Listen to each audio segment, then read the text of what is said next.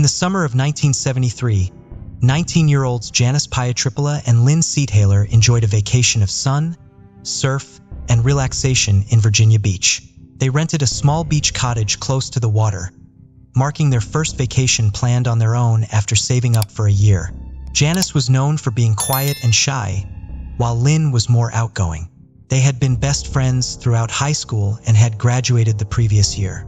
Following graduation, Janice entered the workforce as an editorial assistant, and Lynn became a secretary.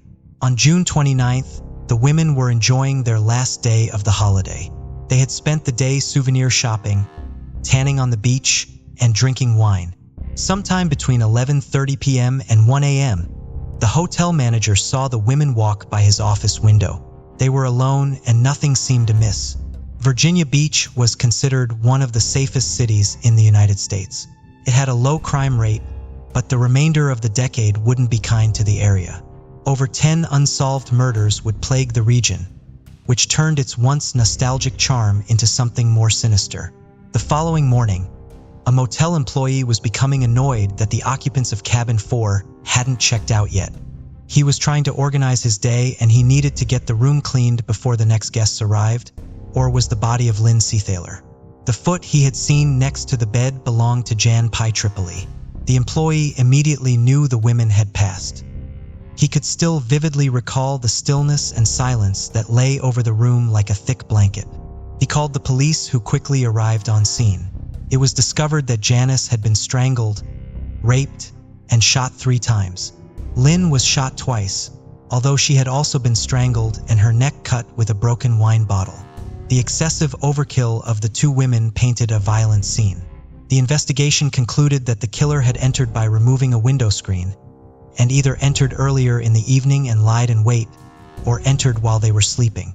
The killer had also dumped the contents of the women's purse.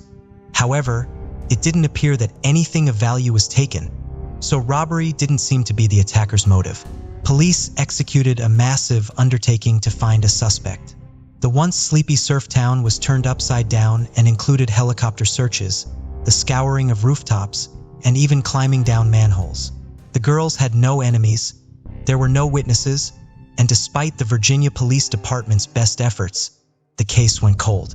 At the time, police had no idea if it had been a target attack, random, or simply a crime of opportunity.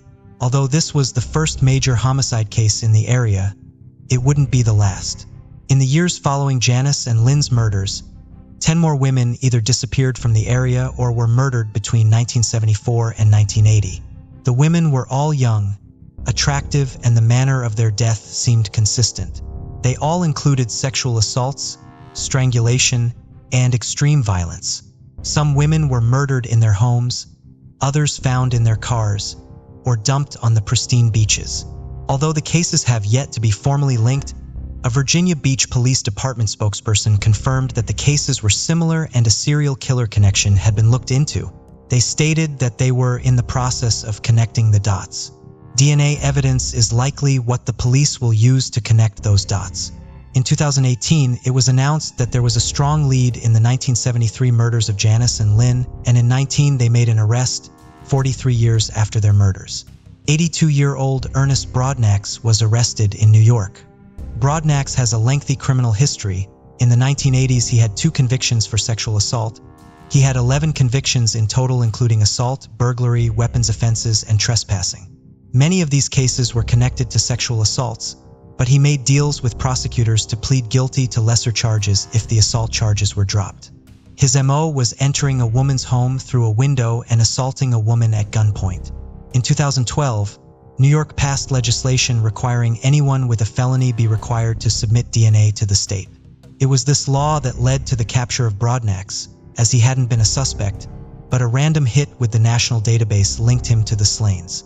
Broadnax is also being investigated for connections to several other murders in the area following Janice and Lynn's murder. Beverly Christensen, murdered in 1974, Maria Estelle Remick, murdered in 1976, Barbara Jean Monaco, missing since 1978, Brenda Bancroft, murdered in 1979, Alice Eskew, murdered in 1979, Joan Zwingman and Christine Pilzak, murdered in 1983. In 1973, it seems as though Broadnax had been released following a 10-year sentence for murder and several robberies in Portsmouth, New Hampshire. Broadnax was jailed from 1985 to 1989, a period when the murders stopped. Following that, Broadnax relocated to New York City, where his criminal behavior followed him, but the crimes in Virginia Beach waned. It is unlikely that Broadnax will face justice. He has been diagnosed with dementia and has been declared unfit to stand trial. Prosecutors are reviewing all available options to achieve justice, but it likely won't be seen in the form of a criminal trial. Before we proceed, I've got an exciting surprise for you. We've launched a brand new channel dedicated to intriguing content such as old historical mysteries, cold cases, and particularly chilling horror stories perfect for bedtime. Drop a comment letting us know if you're a fan of horror stories or not. You can find the link in the description below. Let's find out who will be the first to explore it. Alright, let's dive back into the video. It was May 26, 1989 when Joan Rogers had decided to take her two daughters on a little vacation. Joan was 36, Michelle, 17, and Christy, 14, left their dairy farm in Wilshire, Ohio in favor of the sun and warmth of Florida. This was the first time Joan had made such a long drive, leaving her familiar home state in the rearview mirror. The women took their time stopping at several tourist destinations, such as Jacksonville Zoo, the Kennedy Space Center, and of course, Disney World. They had meant to begin the drive back home on June 1st, but Jonah got lost and decided to tack on an extra day to the vacation, instead trying to make the drive at night. They stopped at a motel in Tampa, Florida, checking in at 12:30 p.m. They settled into the hotel room and they were seen at the hotel restaurant at 7:30 p.m. After dinner, the women loaded into the family vehicle and left the hotel property. This was the last time the women were seen. When the women failed to return home that weekend, Hal Rogers, Joan's husband, and the girl's author reported the missing. The subsequent investigation revealed the reason for the impromptu trip. It had become known in the community that Michelle had been the victim of abuse in the hands of her uncle. The charges had recently been dropped due to Michelle's reluctance to testify, and the trip was meant to get away from the gossip.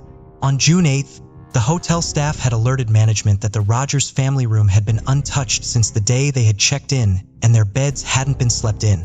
Management called police and fingerprints in the room were taken. It was then that police made the grisly connection between the Rogers disappearance and Hal Rogers' missing person report. Only 4 days prior, they had retrieved the bodies of 3 young women from the St. Petersburg pier. The warm Florida waters had accelerated decomposition, so it had been hard to identify the women. All 3 were naked from the waist down and had been raped. They had their hands tied behind their backs, and they had ropes tied around their necks with cinder blocks weighing them down. The autopsies revealed they had water in their lungs, meaning they were alive when they'd been pushed into the water one by one. Michelle had been able to get one of her hands from the bindings, but wasn't able to detach herself from the bindings around her neck. Joan's car was found by the Courtney Campbell Causeway untouched and gave little clues as to what happened to the 3.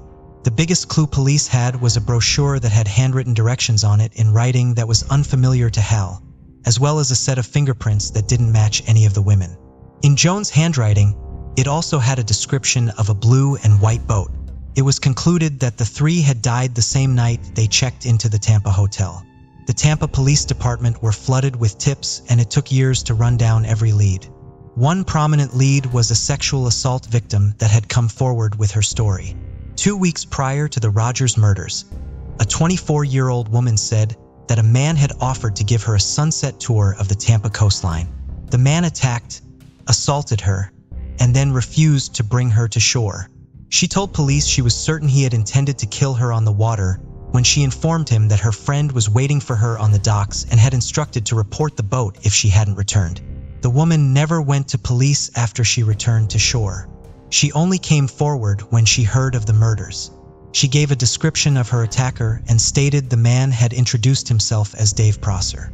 She said that the man also had said he was in the aluminum siding contracting business.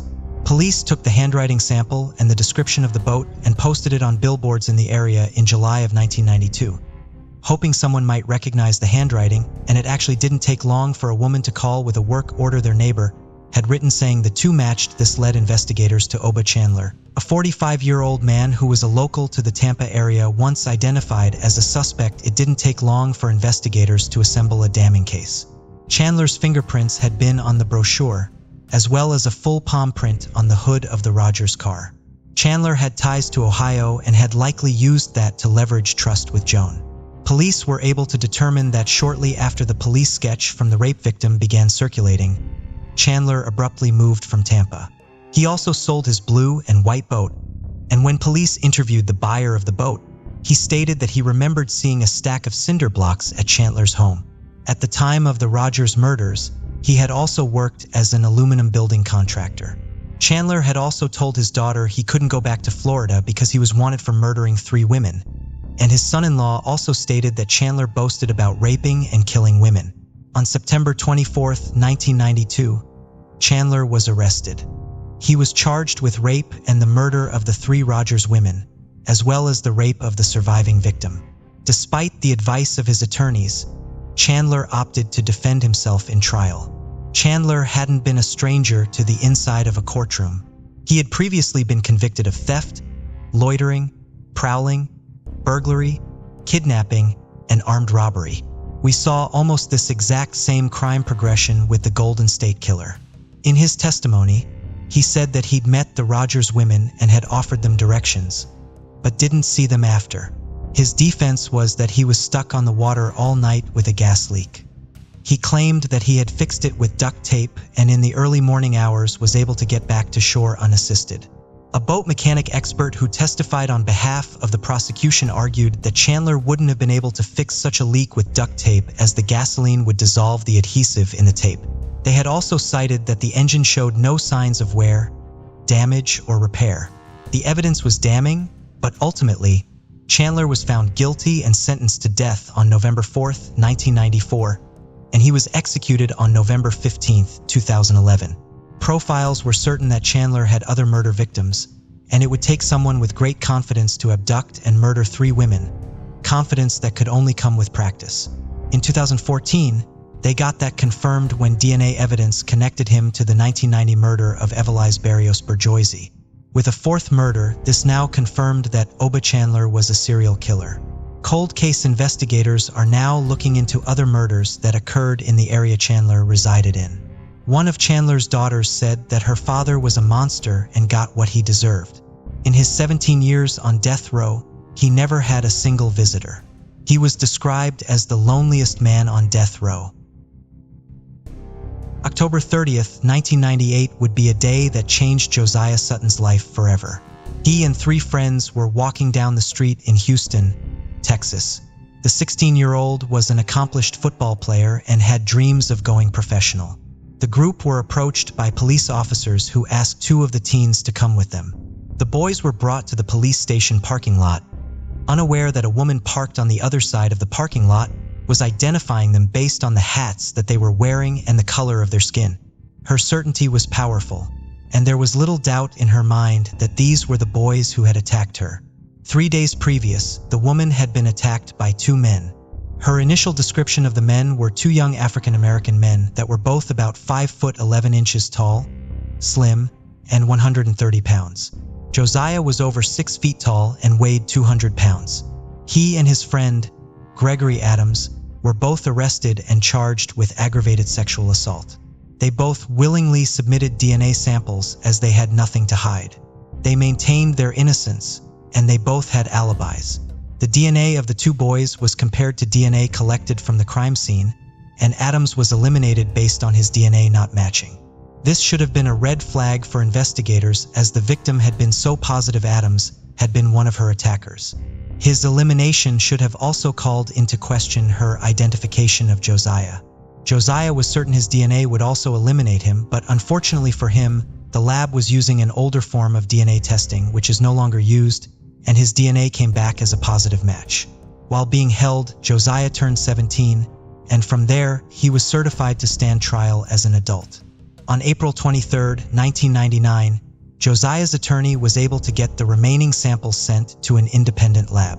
His family paid for the lab work to be done, but Josiah's attorney never finished the paperwork. The results for the independent lab were never able to be used in his trial. The lab the prosecutors used had concluded that Josiah's DNA was an exact match to the sample collected from the victim. During the trial, the crime lab employee stated that there was a 1694,000 chance it could belong to someone else. Josiah was convicted and sentenced to 25 years in prison. In the years following his incarceration, Josiah dedicated his time to learning everything he could about DNA. In his first appeal, he fought to have an independent lab test the samples again. Throughout his investigation and incarceration, he always maintained his innocence. In 2002, he got new legal representation, and in that same year, the lab that had done his original DNA testing was being investigated. 2 reporters had received anonymous complaints that there were problems with the results that the lab was prosecutors' needs. In Josiah's case, it was determined the DNA collected from the crime scene was completely different than his. On March 11, 2003, a judge ordered the immediate release of Josiah. In 2004, he was granted a pardon of innocence. Even with being exonerated, his legal team needed to fight to have the conviction removed, as well as receiving compensation for the 4 years he was incarcerated and the costs of defending himself. The lab was forced to close down. Further reviews led to the release of 2 other men, both convicted on faulty DNA evidence: George Rodriguez and Ronald Taylor. Before we continue, 90% of you haven't subscribed to our channel, so if you like this video, please subscribe. It motivates us to make more content for you. Okay, let's continue. It was 2007 in Heilbronn, Germany, when 22-year-old policewoman Michaelette Kaiswader was murdered. She had been in her patrol car with her partner on their lunch break when a vehicle drove by and opened fire. Michaelette was killed instantly and her partner was injured. The subsequent investigation unearthed more than a murder investigation. For decades, Germany, Austria, and France had been searching for a female serial killer with links in a variety of different cold cases, ranging from murder, break-and-enters, car thefts, and petty crimes.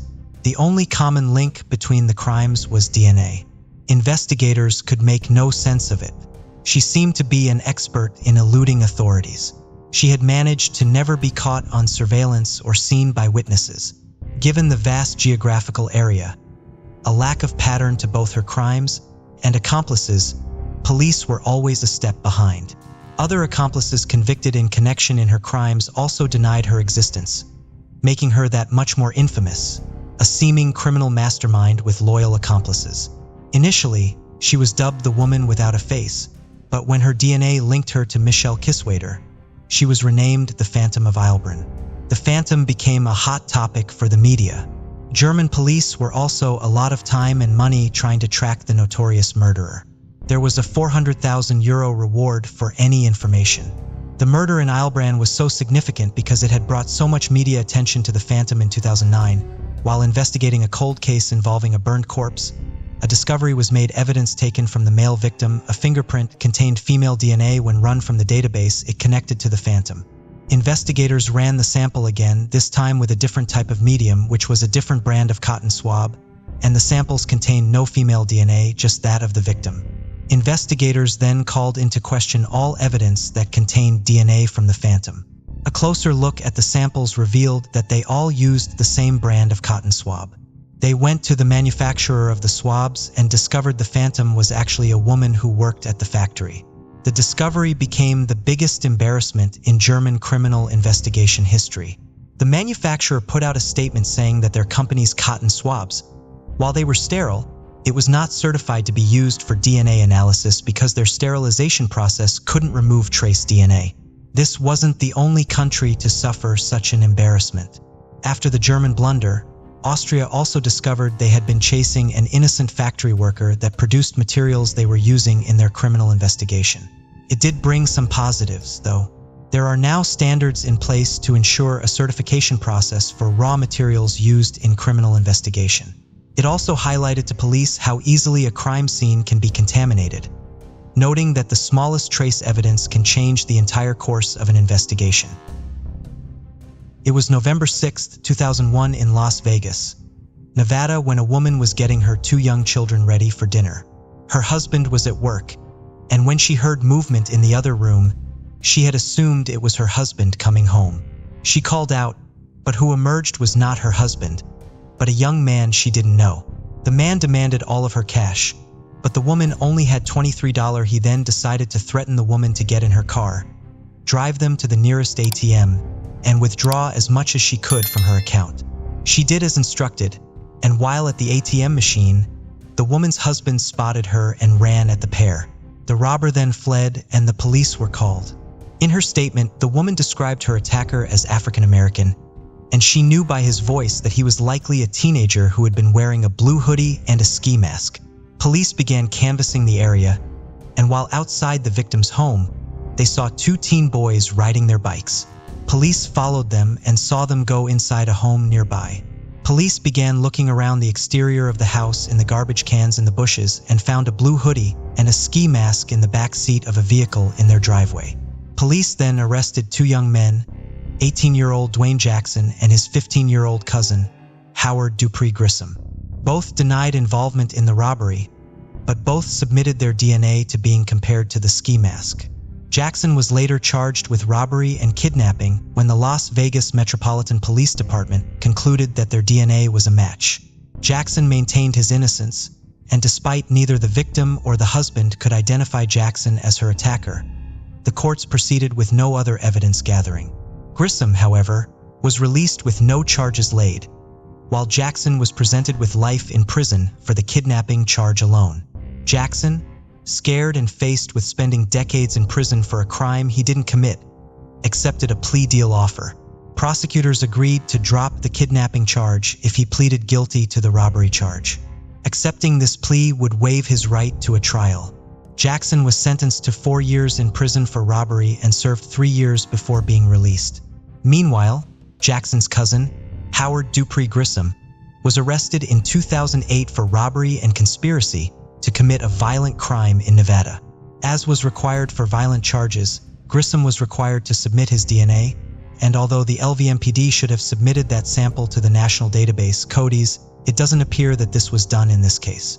He was convicted and pleaded guilty on the robbery charges and was sentenced to 2 to 5 years in prison. He served 2 years before being released in 2010, and following his parole, he relocated to California. Less than 3 months after his parole, he was implicated in another crime. A woman in Moreno Valley was abducted, sexually assaulted, and based on her statement, police went to neighboring apartment and arrested Grissom. He was then charged with attempted manslaughter and faced 41 years if convicted. This time, no plea bargain was offered and Grissom went to trial. He was found guilty and sentenced to life in prison. Once he was put into the California prison system, he was once again required to submit DNA, and this time it was submitted to CODIS. It was at this point when Grissom's DNA came back in connection to a case in 2001, one where Grissom's cousin, Dwayne Jackson, had served time for a crime Grissom had actually committed, according to the DNA. California opened up an investigation, and it was discovered that when the two men had given DNA samples, those samples had been swapped. Because Jackson accepted a plea deal, the DNA was never tested again, and because Nevada didn't submit their DNA to CODIS at the time, the mistake was never caught. The error was caught in 2010, and it took another year before Jackson's lawyers were notified of the error. In July of 2011, Dwayne Jackson was exonerated and his court records were sealed. The LVMPD agreed to a $1,500,000 settlement to compensate Jackson. After the settlement, the LVMPD also changed its standards for DNA submission, and all profiles are now submitted to CODIS. The city also initiated 2 independent DNA testing firms to conduct a review of convictions that had been prosecuted based on DNA. Anna Kemp announces her pregnancy with joy, sharing that she is expecting a baby boy who will be a brother to her first child, a little girl named Gracie. She expresses her long-held desire for more than one child, hoping Gracie won't grow up alone. In March 2004, Anna, her husband John Sharp, and baby Gracie moved to their new home at 116 Prince Street, Mornington. Little did they know, this house would soon become the focal point of one of Australia's most shocking crimes. Anna took Gracie to the childcare center and returned to collect her daughter at around midday. That morning, she had also called her mother in New Zealand, and the pair had a catch-up. That evening at 8:24 p.m., another one of her friends received a call from Anna, and they too had a normal and pleasant conversation. At around 2 p.m., Anna made a phone call to her health insurance company. She wanted to have the new baby added to the family's health cover. Her friend Samantha Jeffrey had made plans to see Anna later in the week, and they were due to meet on Friday morning. Anna had marked the appointment on her calendar. On the Thursday morning, Samantha received a phone call. It was Anna's husband, John. This was highly unusual. John never called Samantha. He told Samantha that Anna had left. Dawn Hendry, Anna's best friend, also received a call from John, and she too found it strange that John was calling her, as this was completely out of character. John told Dawn that Anna had not only left with another man, but that she had also left Gracie behind. Alarm bells started to ring for Dawn. There was no way a mother as devoted as Anna would have upped and left without taking Gracie with her. On Wednesday, a TV antenna technician arrived on Prince Street to do an adjustment that Anna had booked him for. John was reluctant to let him into the house for the appointment, but the technician thought he saw somebody else, an older man inside the property, standing around 10 feet behind John. But he said he didn't have any contact with that person. The inquiries that would follow could find no trace of this older man in the Sharp home. Back in her native New Zealand, Anna's family were becoming increasingly concerned that they hadn't heard from her. They had tried calling her, but she wasn't answering, and she wasn't returning messages. Her mother, Lily, spoke with the parish priest, Father Tony Harrison. She explained to him that she had spoken to Anna on the Monday and had been trying to contact her since then, but hadn't been able to get through. While Father Harrison was visiting Lily, her phone rang. It was her son-in-law, John. He then proceeded to tell her that Anna had left him for another man. Lily could not believe it. The shocking news did not stop there, though. John told Lily that the mystery man Anna had left the marriage for was also the father of her unborn baby. After receiving permission from Lily, Father Harrison contacts Constable John Woodhouse. Initially, Constable Woodhouse was not immediately concerned.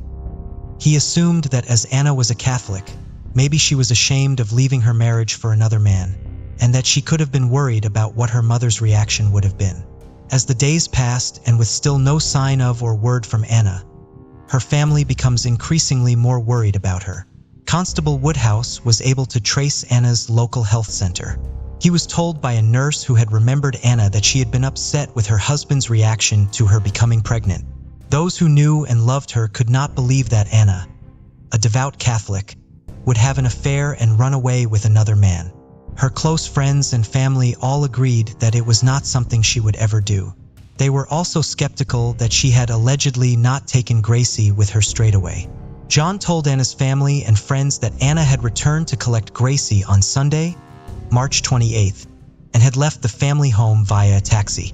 Following this, Constable Woodhouse obtained the phone numbers of every single taxi company that was operating in the Mornington area. None of the taxi companies had any record of picking up a passenger from Prince Street, where the Sharp family had lived. Constable Woodhouse had made various attempts to contact John Sharp without success.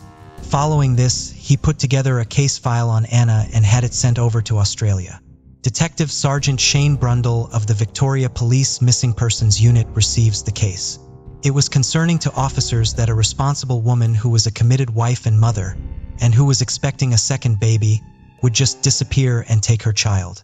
This just wasn't in Anna's nature. The police headed down to the Mornington area. Their first task was to talk to John Sharp. They needed to know if he had any information that could help trace Gracie and Anna. They had seemingly vanished without a trace. After they had taken a detailed statement from John, the police continued to watch him closely. A few days later, he was observed walking into bushes next to a public toilet in Mornington. They watched as he picked up a blue plastic carrier bag. From it, he removed what appeared to be a credit card before returning the bag to its hiding spot. After checking the bag, police make a disturbing discovery. In it is Anna's Visa card and mobile phone. Later, the police would also find her driving license. This cemented the worst fears of everyone. Anna had most likely been met with foul play, and John Sharp was now a firm suspect. John Sharp makes a televised appeal for his wife and daughter. Detective Constable Mark Kennedy of the Missing Persons Unit was the officer who had taken John's statement when he had first been interviewed regarding the disappearance of his wife. At one stage during his statement being taken, according to Detective Constable Kennedy, John said, "I really don't care where Anna is. I just want to know where Gracie is." The way John was behaving on television was very different to the John he had met. When his first statements had been taken, he appeared very matter-of-fact and far less emotional. They knew that John Sharp had Anna's mobile phone as well as her Visa card. Her Visa card had been used to send flowers to her mother back in New Zealand. Lily did not believe that it was actually Anna who had sent the flowers. Alongside this, her mobile phone had been used since she had gone missing, and odd emails had been sent to different members of her family. In April, Gerald, Anna's brother, had received an email allegedly from his sister saying that she needed time and space.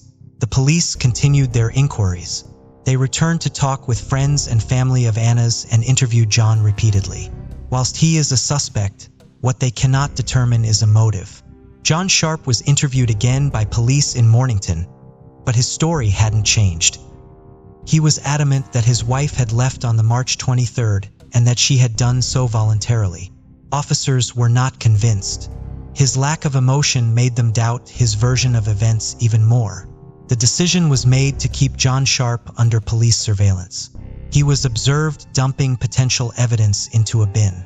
John Sharp is arrested. During his first interview, he adamantly denied any knowledge of where Anna and Gracie were, sticking solidly to his story. But officers noted that it appeared he had wanted to tell them something but couldn't. According to John, Anna had left him for another man and had taken their daughter with her. He said that the marriage had been unhappy for some time, and Anna had eventually told him she wanted to separate as she was having a relationship with somebody else whom she had become pregnant by. This would all change in his second interview, having spoken to his family. In the afternoon, he finally confessed. When the truth was revealed about what had happened in the house on Prince Street, it was more disturbing than anyone could have imagined. But who was John Sharp? What had led to this? And where were Anna and Gracie? John Sharp was born on February 28, 1967. He grew up in Mornington, Victoria, Australia, and was part of a big family. He had 4 older sisters and 1 younger brother. His parents worked as shopkeepers in Mornington. There was no history of criminal or antisocial behavior.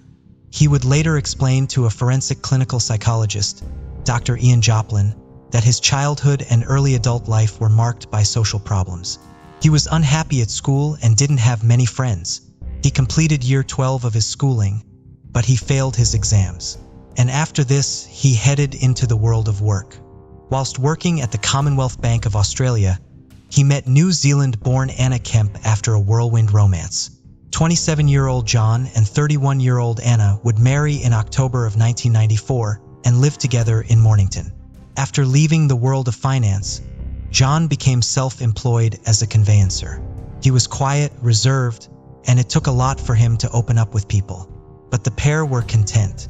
And for Anna, as a devout Catholic, marriage and family was extremely important to her.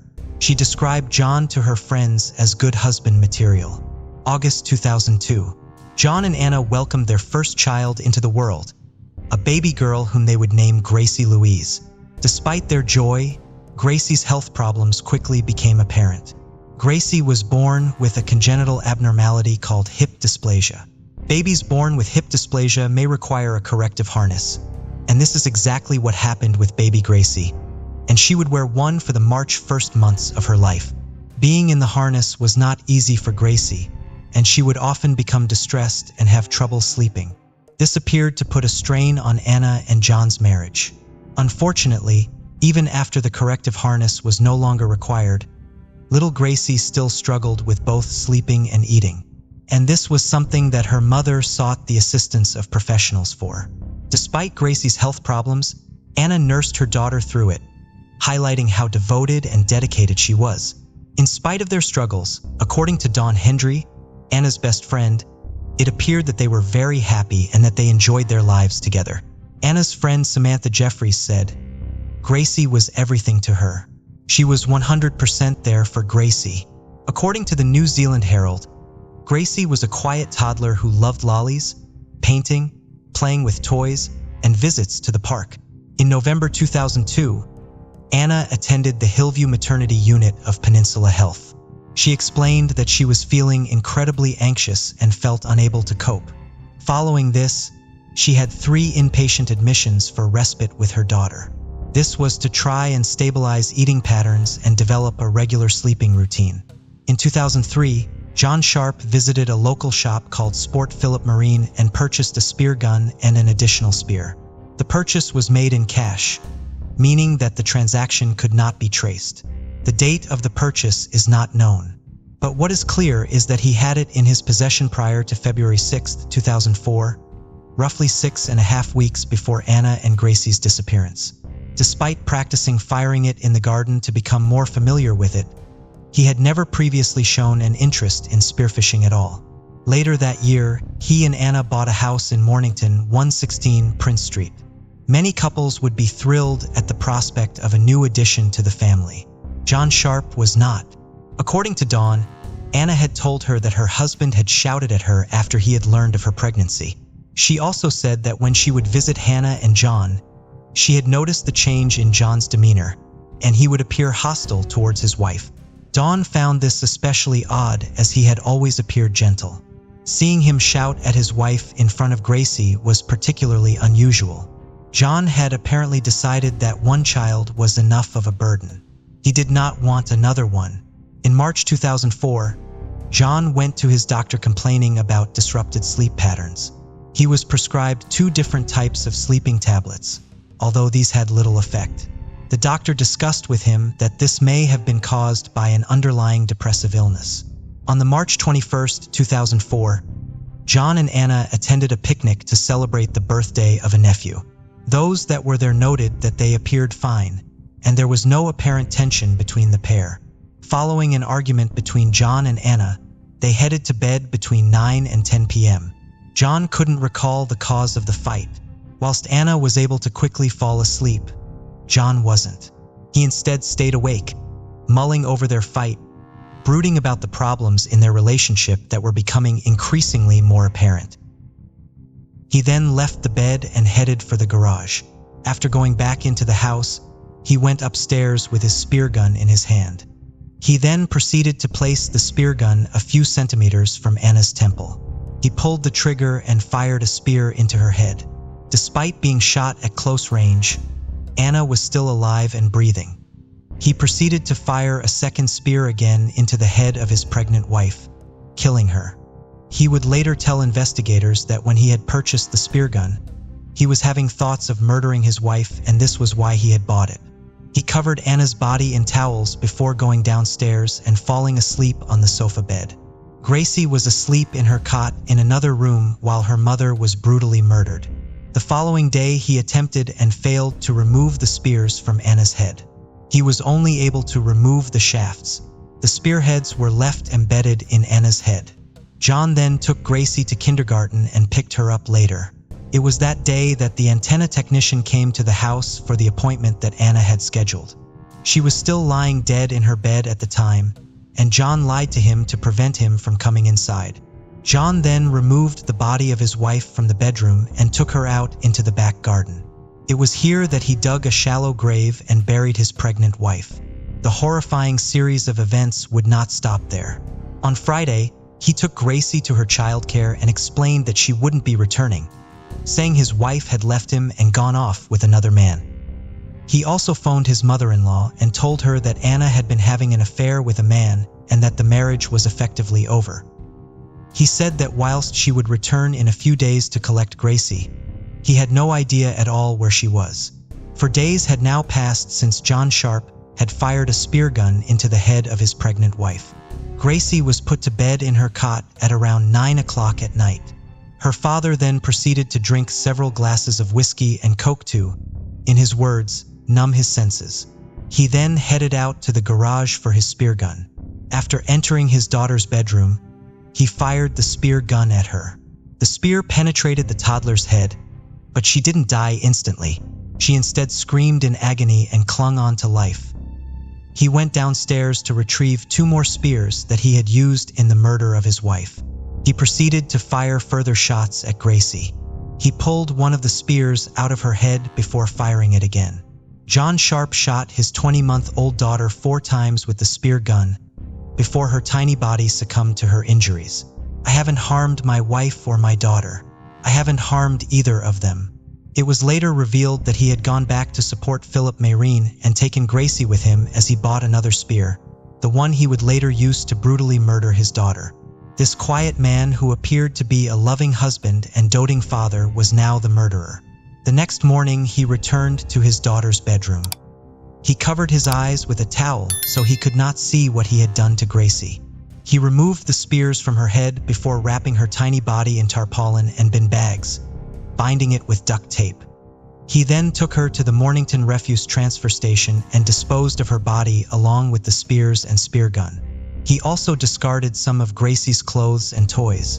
On the day he had disposed of Gracie's body, he phoned Lily, Anna's mother, and told her that Gracie and Anna were together in a bigger and better place. He also used Anna's phone to make a call, as well as making several withdrawals from her bank account at a cash point in Chelsea. Up until May 15, 2004, he would make several more phone calls from Anna's phone to maintain the lie that she was still alive.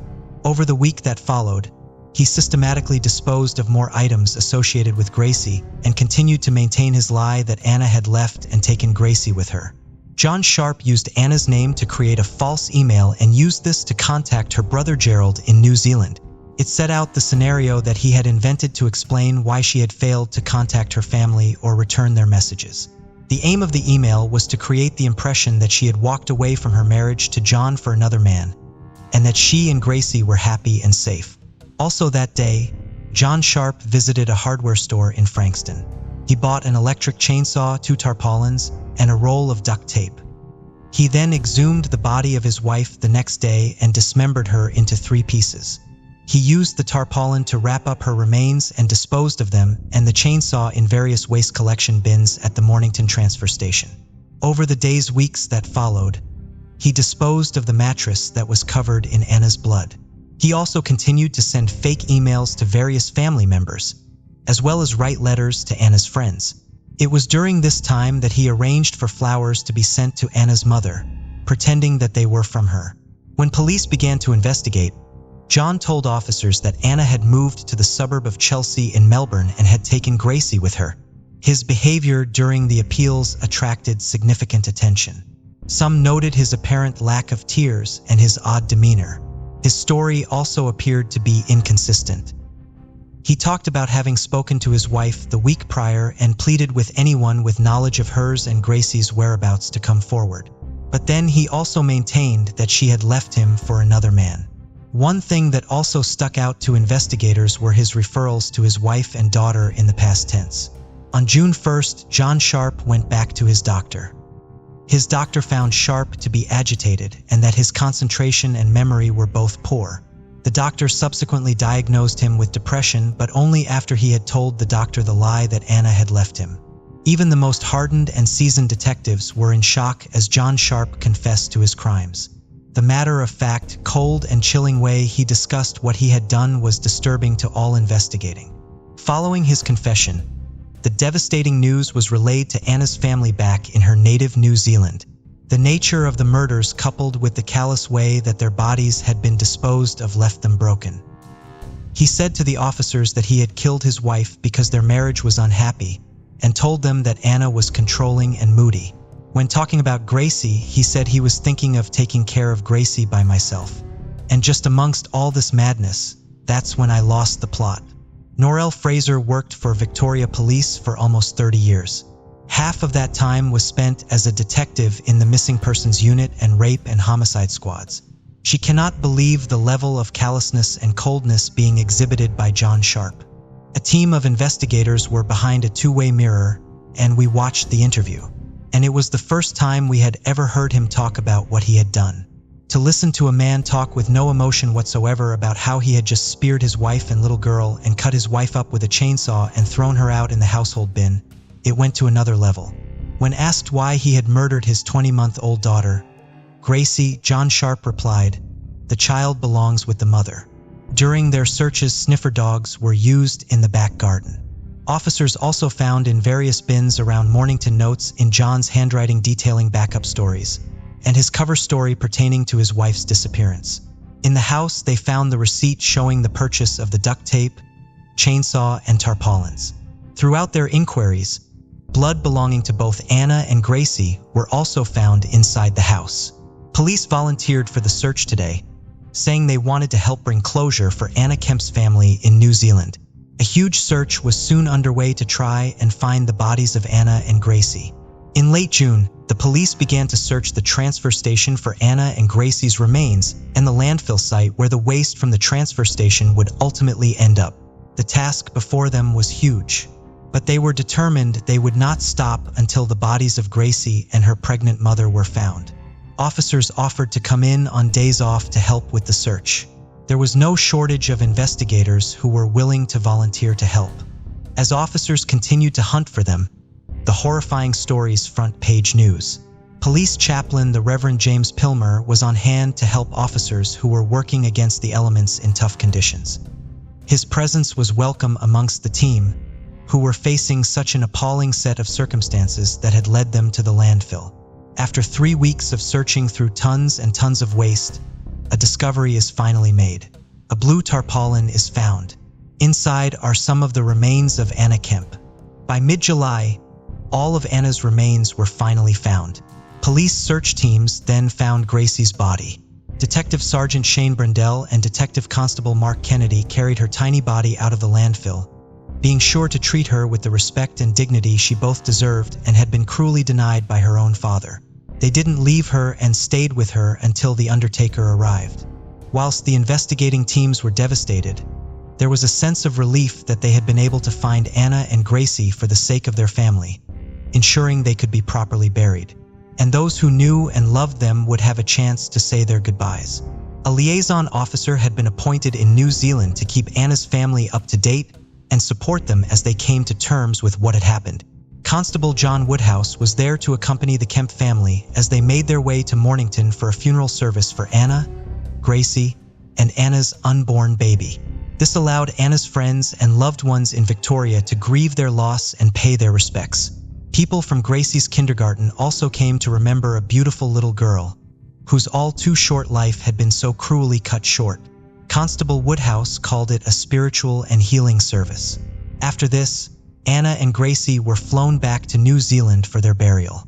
St. Joseph's Cathedral was filled with 200 family members and friends. Father Tony Harrison conducted the funeral service. He spoke of his admiration for the Victoria Police, who had worked so tirelessly to bring them home. He said that it was a relief that Anna, Gracie, and Anna's unborn baby could be buried with dignity. Constable Woodhouse, who had initially raised the alarm with the Australian police and conducted his own investigations in a different country, was one of the pallbearers for Anna. Anna's brother Gerald spoke on behalf of their brother Joe and mother Lily, and gave his heartfelt thank yous to the friends and loved ones both in New Zealand and Australia for their constant support and love.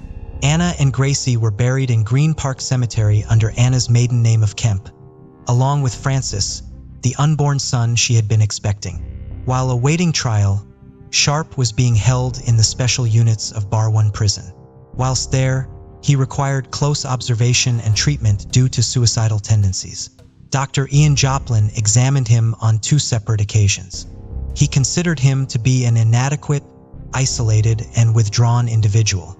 He believed that Sharp lacked the psychological resources to cope with the stress that life can bring, and that he appeared to be very dependent on his parents. According to some members of the family, one motive for John Sharp murdering Anna was that she had discovered he had been abusing their daughter, but this claim has not been substantiated. In a report by the Sunday Herald Sun in 2005, the claim came when family letters alleged that John Sharp had a history of abusing children. It was alleged that he had committed crimes of a sexual nature against young members of a circle of family and friends 20 years before he had murdered his wife. One relative remarked, "We reckon she caught him. We think that's why he killed her." In a letter sent to various members of John Sharp's family, an alleged victim said, "I became his prey for 2 years, and he always kept that power. His smell still haunts me.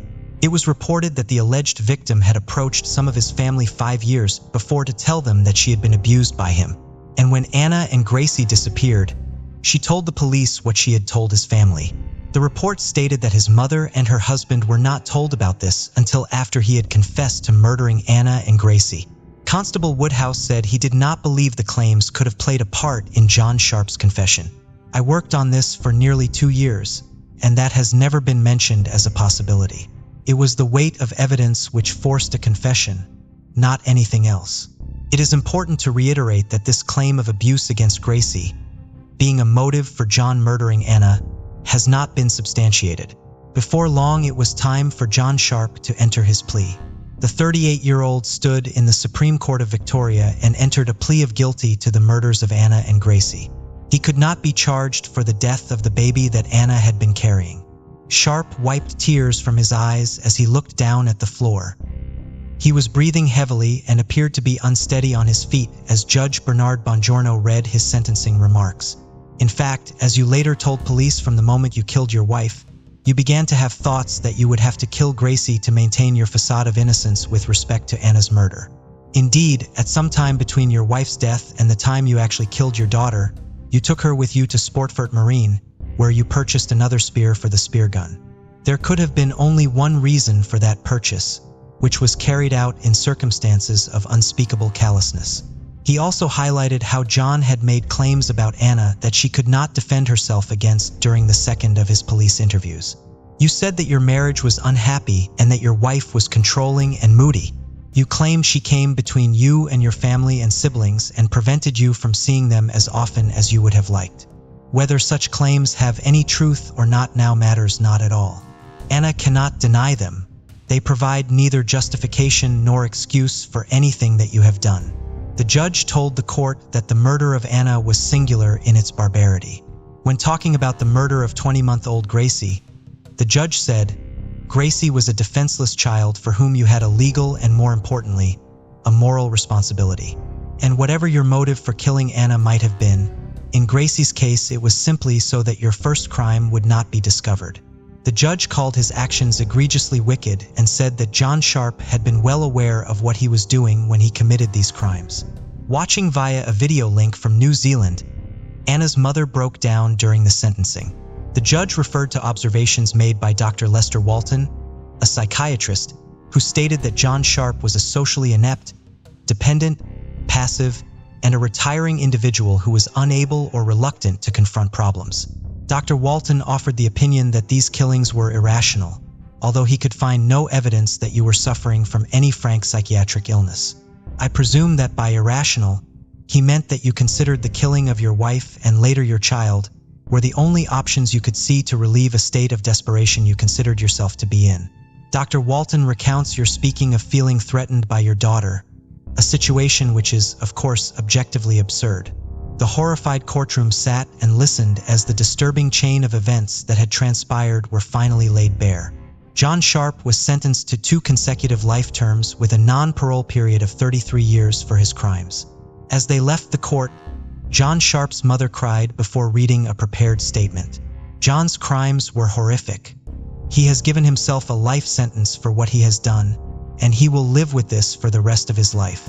The New Zealand Herald reported some of Sharp's family and friends refused to believe his story, and feigning support for him, questioned him to try and pick inconsistencies. The report also stated, the Herald Sun said there was a bitter split in Sharp's family after his confession, with some relatives disgusted that he was still visited in jail by his mother and 2 sisters. Supportive family members initially urged him to explore the possibility of pleading insanity. But others said Sharp was always a dark and troubled character who was manipulative and sly. One of Sharp's nieces also issued a statement, which was, in her words, on behalf of the non-supportive family members of John Sharp. She thanked the Australian and New Zealand police forces for their tireless work in bringing John Sharp to justice.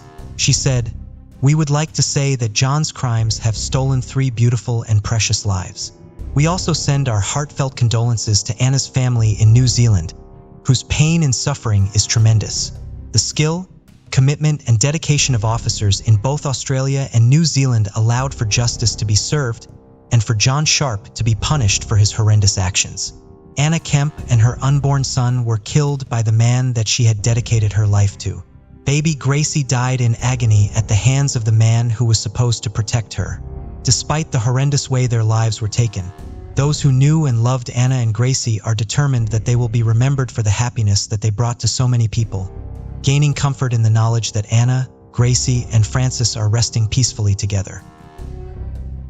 On July 27, 1981, in Birmingham, UK, Nova Welsh, a 24-year-old mother of two, stopped answering her phone. Recently separated from her husband, Osmond Bell, Nova's disappearance was out of character. On the day she vanished, she had dropped her children off with her ex-husband and went out dancing with her new boyfriend, Wayne Newby, and a group of friends. A neighbor reported seeing her return that evening, visibly upset. In the days following her disappearance, neighbors mentioned hearing crying and fighting coming from Nova's apartment. This unfortunately was a regular occurrence, as her ex-husband had been known to be violent and abusive to Nova throughout their relationship. Nova's parents and siblings had just immigrated to Miami, Florida, and her mother Lorna became increasingly distressed that she couldn't get a hold of her daughter. They had hoped that Nova would bring her children and join them in the U.S. Nova and her family were very close. The family had immigrated to the UK from Jamaica in 1957 at 16. Nova got into a relationship with Osmond Bell and moved out to live with him when she became pregnant with her first child. She had recently escaped the relationship, kicking her abusive spouse out of their home, and she was rebuilding her life without him. They had only been separated for a few weeks when she disappeared. Bell was interviewed before the discovery of her body. He hadn't reported her missing, claiming to officers that he just assumed she had run away with her new boyfriend or visited her family in the U.S. Without evidence, police were forced to release Bell. On August 18, 1981, there was a discovery made in the building Nova lived in. Residents began reporting a terrible smell coming from somewhere in the building. Officers were dispatched, and in a utility closet, they discovered Nova's body covered in a blanket and newspapers. Bell was arrested and held for 4 days. While they did their initial investigation, her autopsy showed that her cause of death had been a broken neck. Police received a letter from a witness claiming that they had seen Welsh fighting with a man who clearly wasn't Osmond in her kitchen. Police asked if Bell knew anything about the author of the letter, to which he denied. Without any further evidence to connect Bell to the slain, they were forced to release him. After that, the case went cold in 2016. Cold case detectives were going through old cases, now that DNA evidence had advanced significantly since the 80s. The investigators were particularly hopeful in Nova Welsh's case. Her file contained a piece of gum that was used to secure the cupboard door closed that she had been found in, as well as potential DNA on the letter that had been mailed to police. They found that the DNA on the letter and the DNA on the chewing gum matched. Following that, they got a court order to secure DNA from Osmond Bell, and from there they compared the DNA. He was then arrested and had a trial. A year later, the courts determined that the murder had not been premeditated and had been a result of Bell flying into a fit of rage when he discovered that Nova had been out with a new man. It was determined that he had written the letter and mailed it to police to divert attention off of him. He was convicted of manslaughter and sentenced to 12 years in prison. The now 60-year-old had been living as a free man for 34 years. Nova's mother Lorna said in her victim impact statement at the trial that Nova was gentle, loving, and full of life, and that the unfortunate and tragic loss of her life prevented her from seeing her children grow up as young adults. It was a late evening on December 14, 1995, when 17-year-old Tracy Blasinovic told her boyfriend that she would go get something to eat. The two were living out of a North Temple motel in Salt Lake City, Utah. She told him she was going to the Circle K gas station, a short walk from the motel. By around midnight, her boyfriend Chris began to worry, as it was unlike Tracy to not come home. He went out to look for her, knocking on neighbors' doors and going down to the Circle K. However, he failed to report her missing the following morning, 45 miles from Salt Lake City. At the Provo River, a man was hunting with his son when they came across a body. The woman was naked and had been brutally murdered. Several granite rocks around her body were covered in blood. The police started their investigation at the crime scene. There, they took several rocks around her body as evidence. As her cause of death was blunt force trauma, they felt it was likely that one of the stones had been the murder weapon. They also found a pair of socks neatly folded on a rock near the body, since a woman had no identification. They decided to appeal to the media and publish photos of her tattoos. She had 2 distinct tattoos, which police were hopeful someone would recognize. Meanwhile, Chris was still not able to locate Tracy. He had started combing through the news. It wasn't like Tracy to not return. He was fearful that something terrible had happened. His heart sank when a news segment began discussing a murdered Jane Doe and had displayed familiar tattoos. He contacted police to tell them that he knew who the Jane Doe was. Chris gave the police the only contact number he had for Tracy's family. Police called and made contact with Tracy's stepfather, who was devastated. They were only a few minutes into the conversation before a realization was made. The body they discovered was likely his younger stepdaughter, Crystal, not his daughter, Tracy. Crystal had a history of using her older half-sister's identity. Her stepfather told police that Crystal had dropped out of high school and was working as a prostitute. She had started getting mixed up in drugs at 15, and though her parents tried to get her help, she didn't want to make any changes to her lifestyle. Chris was brought in as a suspect. They felt that Chris had purposely lied about Crystal's identity, and they also felt it was suspicious that he hadn't reported her missing, and he also hadn't been honest about where she'd been that night. Crystal hadn't gone out for food that night. She went to work, and the police were back to square one, having no idea where to start their search. Chris was released as there was no evidence to link him to the murder. Police also determined that he had no motive. He had lied to protect Crystal as she was underage, and he didn't tell officers she was a prostitute because he'd wanted the police to not treat her like she didn't deserve justice because of what she did for a living. Chris was also financially dependent on Crystal, and he didn't have a vehicle, so he alone couldn't have driven her the 45 miles away from Salt Lake City, where she'd been found. Police turned their attention to another suspect, a local cab driver that had an unhealthy obsession with Crystal. However, this lead met a dead end when he was able to be eliminated forensically. As far as leads went, that was all they had. There was foreign male DNA found on a rock that was likely used to bludgeon Crystal, but there was only a partial profile. Officers did compare it to her boyfriend and the cab driver, but neither matched.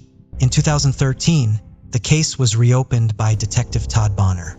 Bonner had been one of the first officers on the scene, and it was a case that would continue to haunt him throughout his career.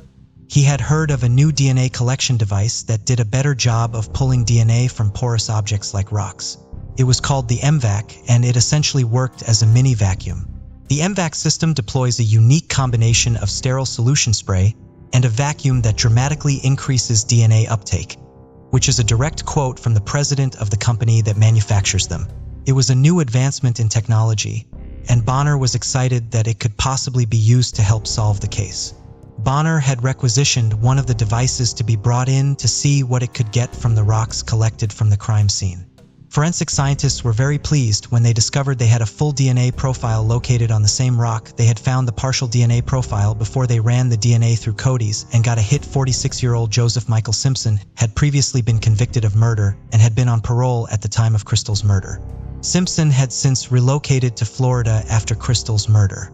Police were able to locate him living with his mother, and officers were flown out to follow him until they witnessed him discarding something with DNA on it.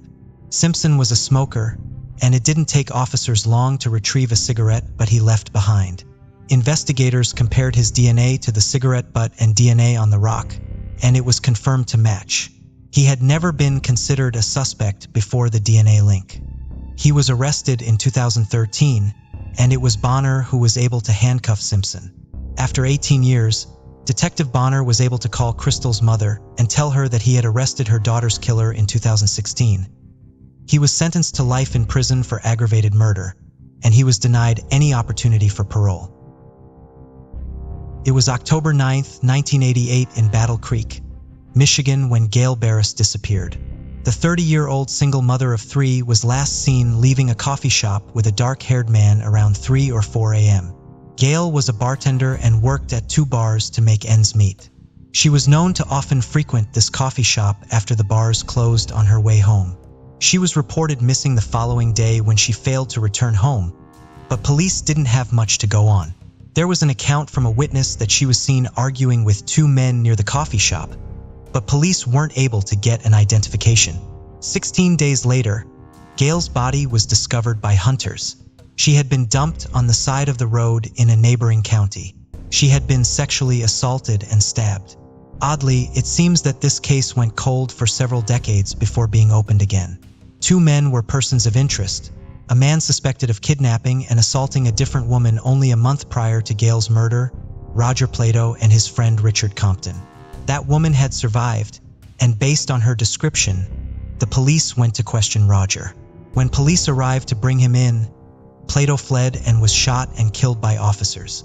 Plato died 2 weeks after Gail had disappeared and before her body was even discovered. In 2018, Gail's son, James, called the Battle Creek PD to get a status update on his mother's murder. Detective Scott Marshall then reopened the file and began the investigation from scratch. He had Richard Compton's body exhumed. He had died in 2019, and detectives were able to get a DNA sample, but it didn't match the DNA that was recovered from Gail. Detectives then went to find Roger Plato's remains, but discovered that he, his mother, and his sister had all been cremated. They had records showing that blood was taken from Plato, but the sample wasn't with the rest of the evidence collected. In 2020, an officer with the county sheriff's department was doing an audit of evidence held and taken from Plato as evidence. It seems there had been a miscommunication as to where the sample was supposed to go, but it had never been tested, as it should have been in connection to Gail's cold case. The sample then was shipped to a lab for testing and was a positive match in an unfortunate case of mismanaged paperwork. This case was finally closed after 33 years. No charges will be laid since Plato is deceased, but the case was able to be closed. Her son James thanked Detective Marshall for his dedication to his mother's case. He said, "It will be our way to close this chapter and gather with family and friends at her grave. It won't change the past, but it will take a weight off our shoulders to get this answered." 20-year-old Matthew Pike lived on North Sherwood Street, just above a pub in Nottingham city centre. After moving from Suffolk and dropping out of his physics course, he planned to re-enroll at Nottingham Trent University and was eager to complete his studies. His mother described him as modest, witty, and easygoing, with a great passion for technology. Matthew spent much of his time on his computer, building websites and engaging in online forums. On the internet, he went by the name Shade, while his girlfriend Joanna was known as JoJo. Matthew and Joanna spent a lot of time playing a Nintendo game called Advance Wars, a chess-like, turn-based strategy game centered around defeating opposing armies on different maps, with various mini-tasks in between.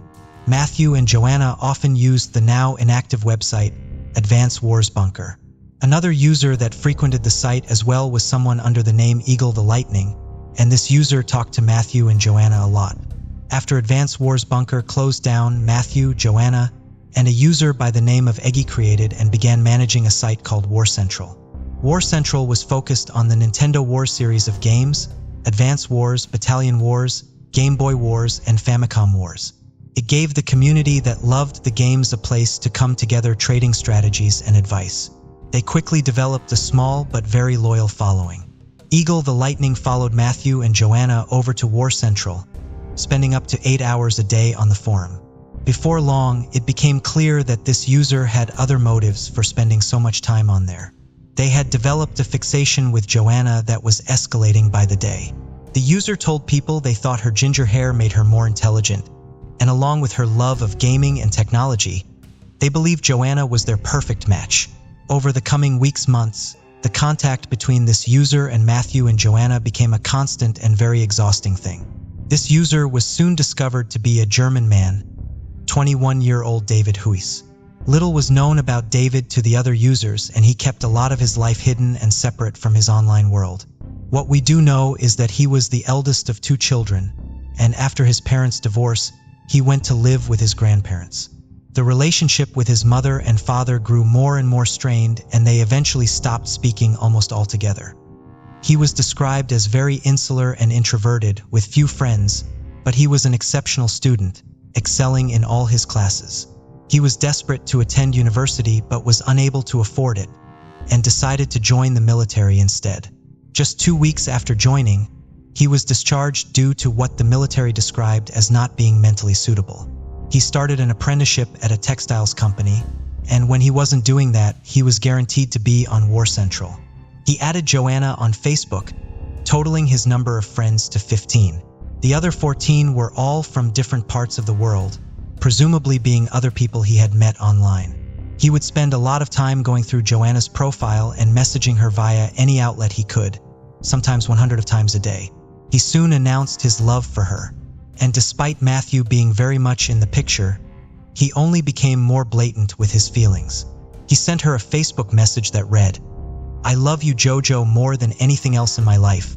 I shouldn't, but I can't help it. And to be honest, it's a great feeling. You're my first thought when I wake up and the last one when I go to sleep." Joanna repeatedly ignored his messages and tried not to worry about it too much, thinking the obsession would soon wear off. After all, David was 100 miles away in a different country, and Joanna and Matthew were always very careful and private about their personal lives. Joanna said she never worried about anyone finding out where they lived, as it was not information they revealed or ever put out there on any platform. But in June of 2008, Matthew and Joanna went on a short holiday. To their shock, they arrived back at their flat to find David Heist down the outside the front door waiting for them. Conveniently, he said he had no money with him and nowhere to stay. When they asked him how he found out where they'd lived, he claimed Joanna had once posted it on her Facebook page, something which Joanna couldn't ever remember or imagine doing. Understandably unnerved by this, Joanna started ringing around some local hostels to try and book him somewhere to stay. But when they had no luck, David insisted he just stay with them. He slept on the floor in their room in a sleeping bag. Joanna recalled not sleeping that night, as every time she looked over, he was wide awake and staring at her. David stayed with them for 3 days before Joanna convinced him to head off and meet some more of his online friends while he was in the UK. After 3 weeks of traveling around, he finally returned to Germany. Matthew, who had now reached his limits, contacted him and said, "I hate you for ever laying eyes on the girl I've dedicated my life to. I hate you for your desperation." Matthew then took to the War Central forum and put out a post called "The 19 Reasons Why I Hate David Heist." David was humiliated and infuriated, and despite his attempts to change people's minds, other users began distancing themselves from him too. Just weeks later, David took his uncle's car to drive to the couple's home again. While he was traveling down the motorway, he collided with a truck. This was no deterrent, however, and as soon as he was deemed fit to leave the hospital, he headed over to the flats just as he had planned. Enough was enough, and the couple sent him away. They knew they had to cut him off completely and blocked him from accessing the War Central forum. Many other users cut off contact with him as well. Joanna emailed the troubling David, urging him to seek help and go and talk to a therapist. David replied, "Joe, one day I will break my promise and come back to Nottingham and offer you a knife or something and tell you to kill me because I don't want to live without you." For the next 2 months, the shaken pair heard nothing from David Heist. But in early September, Matthew received an email from him. It read, "There's something I would like to give to you. I'm not going to say what it is though. You will love it." On September 18th, 2008, David's obsession would take its darkest turn yet. He packed some warm clothes, some gardening gloves, and a knife before boarding a plane from Germany to England via Amsterdam, his third trip in 3 months. When he arrived, he stayed in the station for a while looking for a tram to get. When he realized they were no longer running, he proceeded to walk through the town at 1 a.m. When he reached North Sherwood Street, he got onto the roof of the couple's flat and slept behind an air conditioning unit all night. That same evening, Joanna and Matthew celebrated their 3-year anniversary. At 6:55 a.m., David watched Joanna leave for work before forcing his way into the flat. He launched a savage and prolonged attack on Matthew, stabbing him a total of 86 times. It was clear from the location of the blood that he had chased Matthew around the flat for a while, with Matthew stumbling into walls and doors as he had tried to escape. After this, he threw some clothes and belongings around the flats, presumably attempting to make it look like a burglary, before he fled the area, leaving Matthew for dead. In Matthew's final moments, he crawled over to his computer and wrote DAV, the first 3 letters of David's name, in his own blood on the side of the monitor. A truly heartbreaking thought, but Matthew's immense determination to identify David and tell people what had happened showcased his strength until the very end. He succumbed to his numerous injuries shortly thereafter. Before catching his 1:20 p.m. flight, David walked up and down the street dumping things in different bins. When analyzing the CCTV, it was clear that David was struggling to walk, partly due to a cut on his leg that had happened during the fight, and partly because the shoes he was determined to be wearing in the clip weren't his. His own shoes were covered in blood, and without a spare pair, he had taken Matthew's, which were a few sizes too small. He also disposed of the knife, which was never found before getting on a flight home just 16 hours after landing in the United Kingdom. It appeared that David had wanted to make the murder look like Matthew had taken his own life. In an attempt to give himself an alibi, he asked his sister to log onto some sites under his Eagle the Lightning username. In his suitcase were 2 suicide notes, one for him and one that was made to look like Matthew had written it. But for whatever reason, he didn't leave any notes at the scene. Police theorized that due to how bloody and violent the scene was, there was simply no way that anyone would believe Matthew could have done that to himself. There was no other possible suspect, and police began corresponding with the authorities in Lindbergh to track down David Heiss.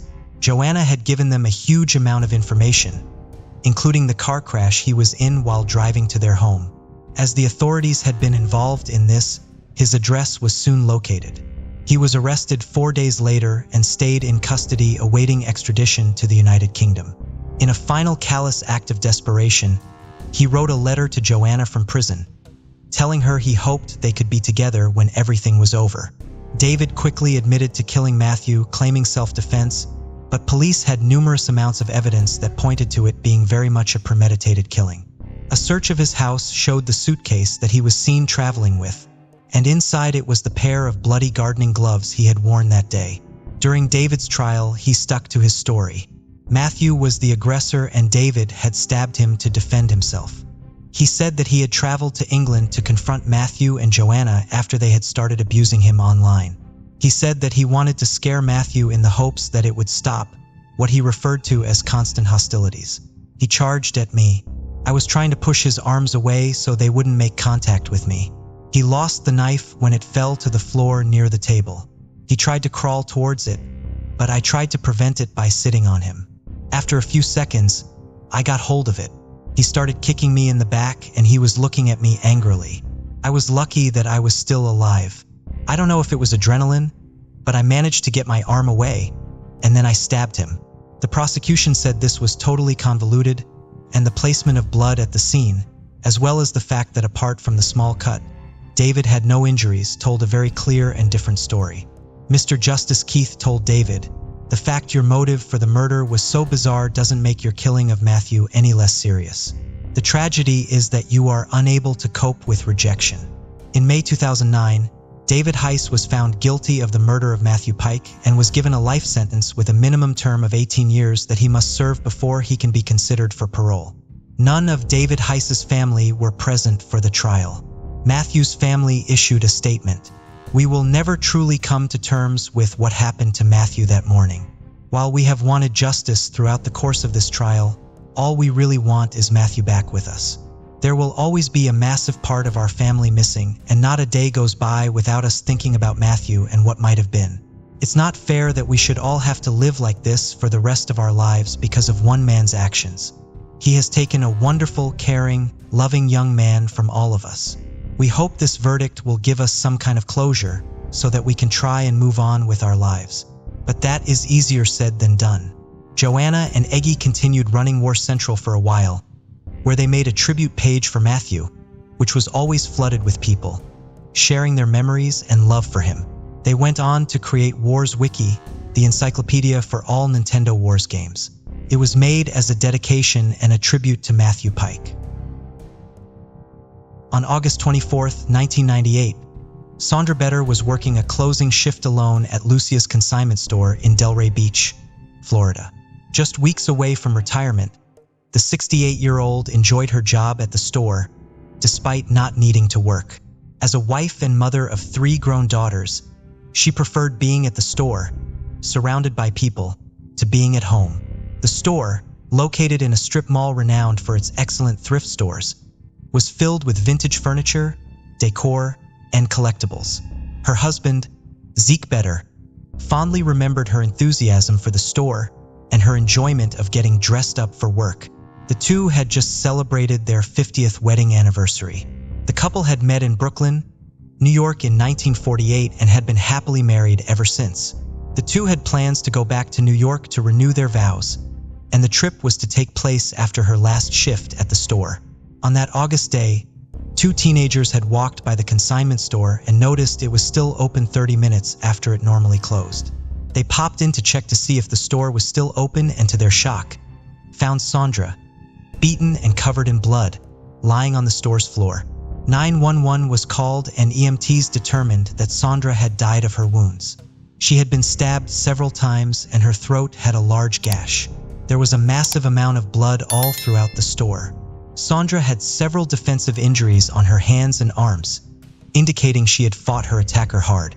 The cash register had been emptied, leading the police to believe that that may have been the motive. However, the killer didn't take Sandra's Rolex watch or the large diamond engagement ring she wore. Police had a witness statement made by a customer who'd been in the store about half-hour before the teens had made the horrific discovery. She described being in the store with Sandra and a Caucasian man who was tall, skinny, and haggling the price of a couch with Sandra. Another witness said she briefly popped into the store right before closing time and saw a man at the cash register talking to the store clerk. The descriptions matched the other witness's account. She didn't stay in the store long, nor did she remember seeing anyone else in the store.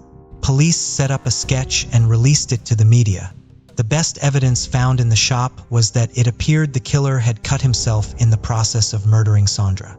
Although it was mostly Sandra's blood tracked throughout the store, there was another person's blood on the cash register, door, and a set of decorative balls near Sandra. There were also fingerprints which, along with the blood, were put in the national databases. There were no media hits, and without any further leads, the case went cold. Police had interviewed 37 suspects. One man who had gone to the hospital that day with a laceration on his hand, another who had been reported to police for abruptly leaving town and relocating to the Midwest, and a man who was far too interested in the investigation. None matched the killer's DNA or prints. Zeke Better, devastated by the loss of his wife, set up a scholarship fund for criminal justice students in his wife's name. He also spent every remaining year of his life volunteering for the Delray Beach Police Department until his death in 2015. In 2018, the Delray Beach Police Department got an unexpected call. After 20 years, they had received a fingerprint match on the Sandra Better murder case. The prints belonged to Todd Barkett, a 51-year-old man living in Brandon, Florida, who had applied for a job as a nursing assistant, which had required him to submit fingerprints for a criminal record check. Back in 1998, Barkett had been living in a mobile home near Lantana, 10 miles from Delray Beach. He also matched the suspect's description. He was 6'2" with light hair, and even 20 years later, he was still very slim. Barkett was never a suspect before his prints came up. He had a minimal criminal history, mostly traffic citations. He had married and he'd been working at a retirement home for many years. When his picture was shown to one of the witnesses, she immediately picked him out of a group, identifying him as a man she saw in the store right before Sandra's murder. He was arrested in March 2018 and police were able to get a DNA sample and match it to the blood found on the cash register and the door. Police also noted a significant scar running from the right side of his mouth down under the right side of his chin. Marquette said he had been attacked by a dog, but police compared the scar to his driver license, noting he had the scar after his 2002 license renewal photo. When the case went to trial, Barkett pleaded not guilty. His lawyers argued he had gone to the store that day with a cut on his hand and touched a few of the items. He said no one was at the cash register and decided to steal the money on impulse. He denied ever murdering Sandra. But jurors didn't buy the story after only a 90-minute deliberation. They came back with a guilty verdict. Todd Barkett was found guilty on August 23, 2019 for the murder of Sandra Better and sentenced to life in prison. On November 17, 1997, Jane Morton Antonez left her parents' home at 7:30 p.m. Recently divorced, the 30-year-old woman had moved back in with her parents in Atascadero, California, while she sorted out the next chapter of her life. That evening, she was supposed to go to her best friend's house, but never arrived. The following morning, Jane's family discovered that Jane was neither at home nor with her friend. After calling around and not locating her, her older brother offered to drive around and see if he could find her car. The car was parked on a side road off of Highway 101 and was only a mile from the house. As he got closer to the vehicle, he immediately knew something wasn't right, and he made the grisly discovery of his sister's lifeless body. Jane was in the back seat of the vehicle. Her throat slit and she'd been sexually assaulted. There was little evidence as to what had happened. Jane didn't pick up hitchhikers and there weren't any obvious mechanical issues with the vehicle. No clues as to how someone had gotten to her. Her case quickly went cold, but it wasn't the only tragedy to hit Atascadero. 2 months following Jane's murder, Patricia Dwyer, a 28-year-old woman, was found murdered in her home. She had been stabbed in the chest and had also been sexually assaulted. In both cases, the women had had their hands similarly tied behind their backs. As we know from the Golden State Killer attacks, knot tying can be very distinctive. Although close in age and having few mutual acquaintances, the women didn't know each other, nor did they have any overlapping interests the night Patricia was murdered. She had told a friend that afternoon that she had plans to go to the grocery store and needed to get some cleaning done. The same friend had popped over for her visit the following day and discovered Patricia's body. The investigation immediately connected the two women slain, but much like the first murder, there was little to go on. There were no signs of forced entry into Patricia's home, but police also acknowledged that Patricia kept a key under the doormat to her front door.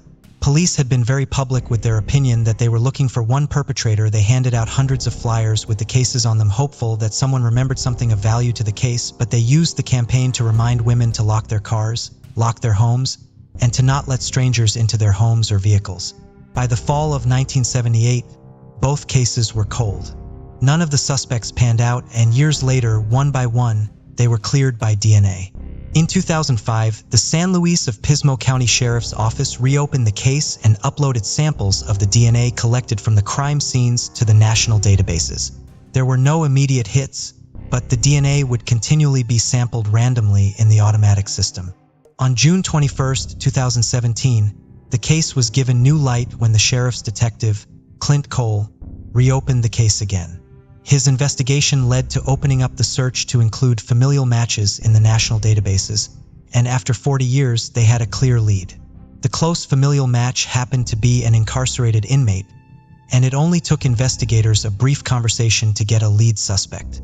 Arthur Rudy Martinez had lived in Atascadero in 1977 and then moved in the winter of 1978. He had been a suspect in the initial investigation, but there was no evidence to tie him to the crimes at the time. In 1977, Martinez had been on parole for attempted murder and rape charges. He'd also been working as a welder in the area, but after the murder of Patricia Dwyer, he relocated to Spokane, Washington. While in Washington, he committed multiple robberies and sexual assaults, and he was charged and sentenced to life in prison. In 1994, he escaped prison and lived in Fresno, California area for 20 years. In 2014, he turned himself in to authorities because he had cancer and needed to receive medical treatments. His decision to turn himself in came too late, and 2 months after returning to prison, he died from cancer. Detectives were able to track down Martinez's girlfriend, and she had a box of his personal effects. The box contained his razor, and from that investigators were able to pull enough DNA to test it against the semen DNA collected from 1977. The samples matched, officially linking Martinez to the assaults of Jane Morton Antonez and Patricia Dwyer. Unfortunately, there will be no additional charges laid or a criminal trial, however. Another cold case can be closed. February 16, 1974 in Fort Worth, Texas was a day full of excitement. That Saturday, Carla Walker spent the afternoon getting ready for a Valentine's Day dance at her high school. Carla was 17, a cheerleader, and a very popular Spitfire who had her whole life ahead of her. Carla was to attend the dance with her boyfriend, Rodney. He was a year older than her and a quarterback of the football team. Friends described the couple as the perfect high school sweetheart. Friends said that Carla's family adored Rodney. Though they were young, the couple had already started making plans for their future, and Carla's family already considered Rodney a part of their family, welcoming him with open arms. The dance was full of fun, full of laughter, and although the event was chaperoned, teens have a way of eluding authority. Rodney said that the couple partook in sipping from a flask and smoked a small amount of pot.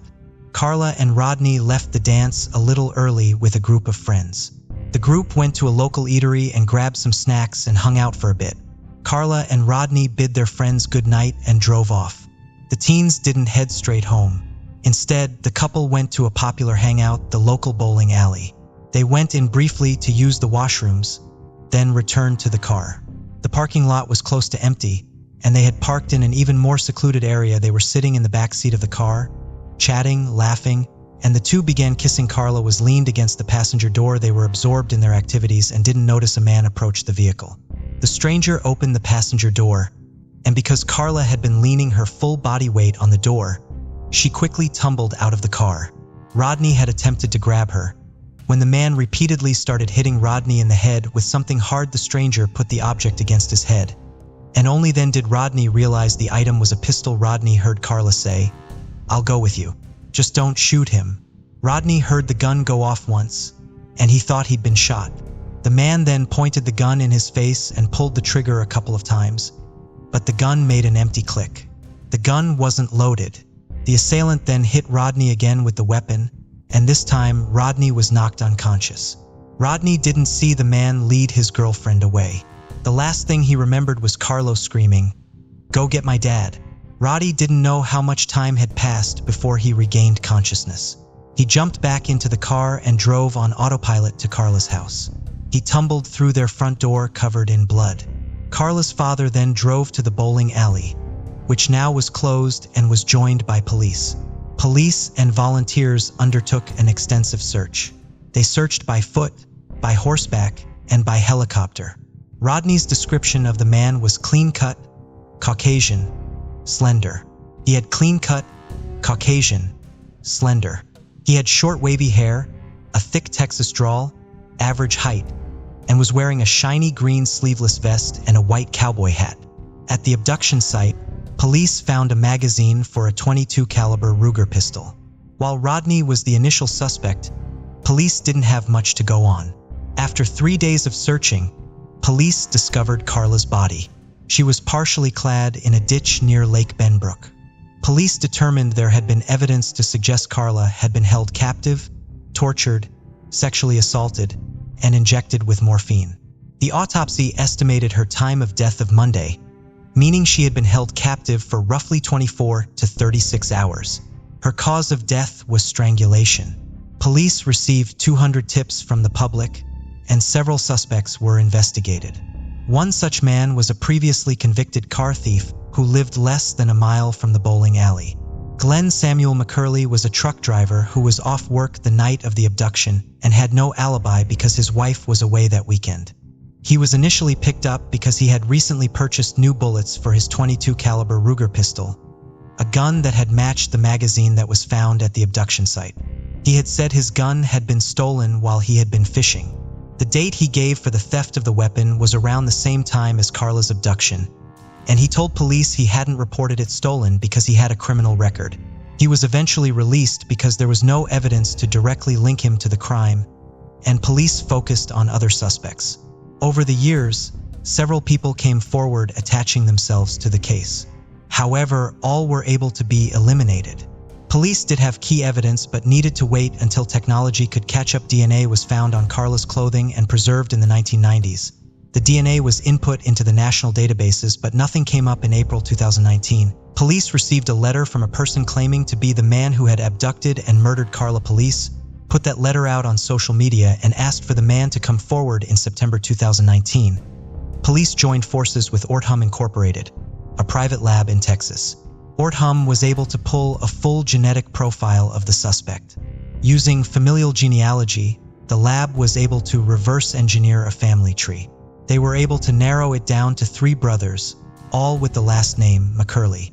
Cold case investigators recognized the last name as it matched one of the initial suspects.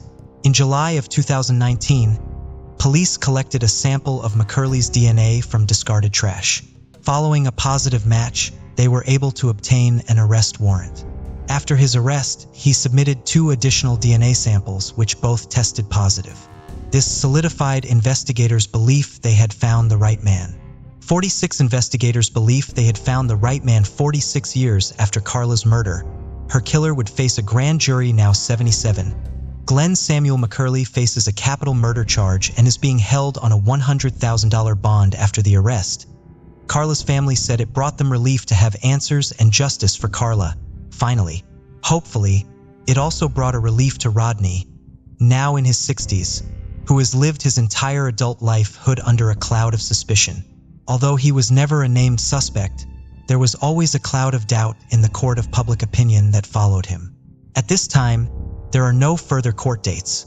McCurley has not obtained legal counsel, though there will likely be updated court dates in the new year. On October 16, 1985, Danielle Sarah Jones was born to Tony and Linda in Essex, England. She grew up with her parents and 2 younger brothers. Her mother recalled that as a toddler, Danielle was very happy and delightful, though not particularly confident. As she grew older, Danielle remained a homely child with a great sense of humor, but she was still quite shy. Despite her lack of self-confidence, she maintained a large group of friends. One of her biggest passions were animals, and she adored her 2 young rabbits. One member of the family that Danielle had grown close to was her uncle. Tony's sister was married to a man called Stuart Campbell from Grays, Essex. The father of 2 worked as a builder, and when Danielle and her brothers were small, their uncle would spend time with them and play with them, treating his nephews and niece exactly the same. Linda said that he was a bit of a charmer, but also full of himself. When talking about the relationship between him and her husband Tony, she said that although they got along, there was something about Stuart Campbell that Tony didn't like. When Stuart married Tony's sister, Danielle had served as a bridesmaid, and Stuart Campbell was now part of the family. Campbell's presence had caused tensions. Linda and Tony had become frustrated with his constant intrusion. As Danielle grew older, he had taken a particular interest in her. He would meet Danielle off the bus as she got in from school. He would stand outside his van making sure that everybody knew he was there. Danielle was embarrassed by this and didn't like the extra attention it brought to her. He would come to the house 4 or 5 times a week to the point that Linda and Tony were becoming fed up with it. On one occasion, Tony recalled Stuart sitting on the sofa next to Danielle. He was repeatedly asking his niece, "Why are you embarrassed, Danielle? Why are you going so red?" When Tony intervened and asked what the problem was, Campbell brushed it off and said that there was no problem at all. Danielle had apparently tried to disengage with his behavior, but Campbell resisted. This was an incredibly difficult situation for Linda and Tony. If they confronted Campbell about his behavior and were wrong, it could cause immeasurable damage in the family. Also, all they had were seemingly isolated incidents that Campbell could explain away as innocent misunderstandings. On the morning she had gone missing, Danielle's brother was watching from the window.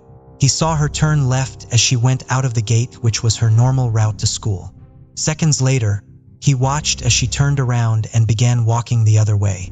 She was also seen by 2 schoolboys who assumed that she could have been heading to a nearby shop, but she could have also caught the bus to school heading in that direction too.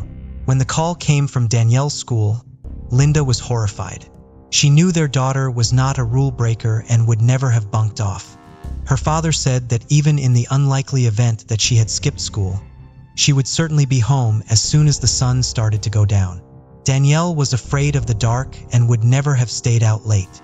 Her friends and family continued to text and call her. Danielle never answered. This was completely out of character for Danielle.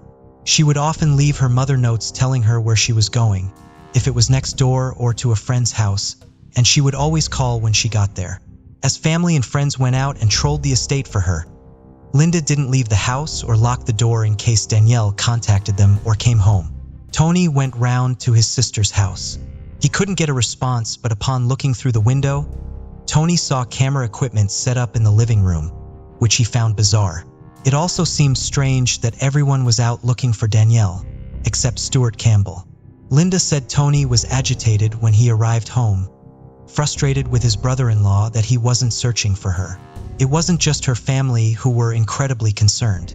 Detective Superintendent Peter Coltman of Essex Police explained that Danielle's school friends were deeply worried and were actively seeking the help of police to also try and find her. Linda stayed awake most of the night, hoping that her daughter would walk back through the front door. As night fell, Danielle still hadn't come home. The police arrived at the house with sniffer dogs and went through the estate. They established the route that she had taken. They ascertained that she had walked and then retraced her steps. Her mother said that she was in shock and continuing to cling to the hope that her daughter was still alive and going to come home.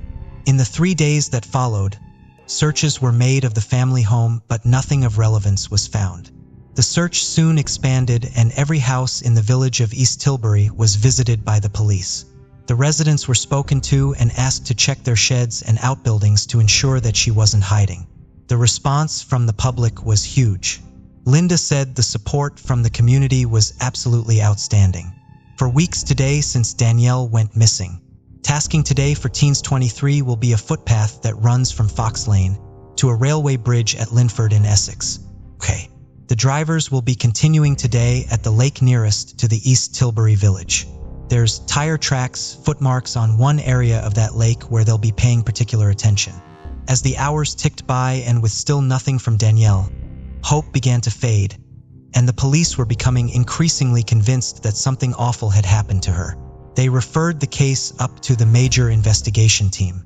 DC Ed Mayo was assigned to be the family liaison officer, whose job it is to support the family through the case and provide them with updates as and when the police get them. Family liaison officers provide that vital link between the family and the investigating team. As the investigation escalated, it was vital for Ed to build a rapport with the family and understand their dynamics. This would help determine what kind of girl Danielle was and how the family unit worked. Her parents raised their concerns with the police about her relationship with Stuart. Now that she had gone missing, they were concerned about what that relationship actually was. Danielle had now been missing for 3 days, and suspicion was on one person, Stuart Campbell. Initial inquiries by Grays police are then confirmed by the major investigation team, centered around a blue van, but witnesses seen the driver of a blue van talking to Danielle. There was also a sighting of a girl matching Danielle's description having an altercation with a man in a blue van. Danielle's uncle Stuart Campbell owned a blue van. Once this information came to light, it confirmed the worst fears of officers. She had most likely been abducted. A press conference was quickly set up, and the media interest in the story continued to grow. When someone goes missing, the press is vital in circulating names, photographs, and descriptions, hopefully generating new leads for the police. As the interest in Stuart Campbell continued to mount, the police dug into his background. What they found was horrifying. He had forcibly detained a 14-year-old girl in his house and taken indecent photographs of her. He entered a plea of guilty for this offense. Having served a year on remand, he was freed at the end of the trial. Whilst Linda and Tony knew that he had had a run-in with the law, when they asked questions they were told it was nothing and all a big mistake. Linda would later say that she and Tony had been led to believe that he had been acquitted. Further investigations by the police found 30 victims over a 20-year period. His modus operandi was always the same. He would pose as a glamour photographer and hand out business cards with his details on them. He would lure unsuspecting victims back to his house and proceed to take indecent pictures of them under the guise that they were going to be glamour shots. Following his arrest for detaining the 14-year-old, he was able to manipulate the family into thinking that he was the innocent victim in a big misunderstanding. Police were now so concerned about Campbell, they either needed to eliminate him or find evidence that implicated him. He was placed under surveillance, but his behavior only exaggerated their concerns. He didn't seem to be a concerned uncle whose niece was missing. He spent time driving to car parks taking photographs of silver cars which matched the description of his own Nissan Primera. It appeared he was trying to build an alibi for himself. Following the surveillance that lasted for several hours, the police had to make a decision. It was important for the investigating team to weigh up all the possibilities. It was vital that they didn't risk Danielle's life if she was still alive and being held captive by Campbell, but also that they didn't risk the possibility of him leading them to her. 5 days after she was last seen, at around midnight, Stuart Campbell was placed under arrest. As Danielle had moved into her teenage years, her relationship with her father could occasionally be strained. with Linda saying it appeared to be nothing more than what can happen with teenage girls and their fathers. Campbell spoke of this during his interview, saying that prior to Danielle going missing, the family was at their breaking point. Campbell's alibi was that he had been at a DIY shop in Raleigh. He hadn't purchased anything, which the investigating team found strange. He said that he was returning home but was delayed, and that he had telephoned his wife to inform her of this. He said that after getting home, he went to his neighbor's house to do some decking. Following these interviews, and despite his refusal to cooperate, the police did not have enough to hold him in custody any longer. He was released on bail pending further inquiries. Detective Superintendent Peter Coltman said that the prospect of releasing Campbell worried him, as he believed he was a highly dangerous offender. The police needed evidence. Everything was checked and then checked again. During a search of Danielle's room, a pencil case was found. Inside it were 2 notes, the first of which read, "Hi Princess, hope you have a lovely holiday. Text me when you get back. Love, Stuart. Kiss." The second one read, "Hi Princess. In case you missed my last note, I just thought I'd pop in another to let you know that I do miss your smile. Kiss, kiss." In the weeks before Danielle had gone missing, she had gone on holiday with her family. While they were away, Campbell had gone into Danielle's bedroom and left her the notes. She didn't talk about this with her mother, but she did confide in a friend. Her friend was incredibly concerned, wondering how he had got into the house and why he had crossed that line with his niece. Campbell had previously done some work on the house and fitted a new back door.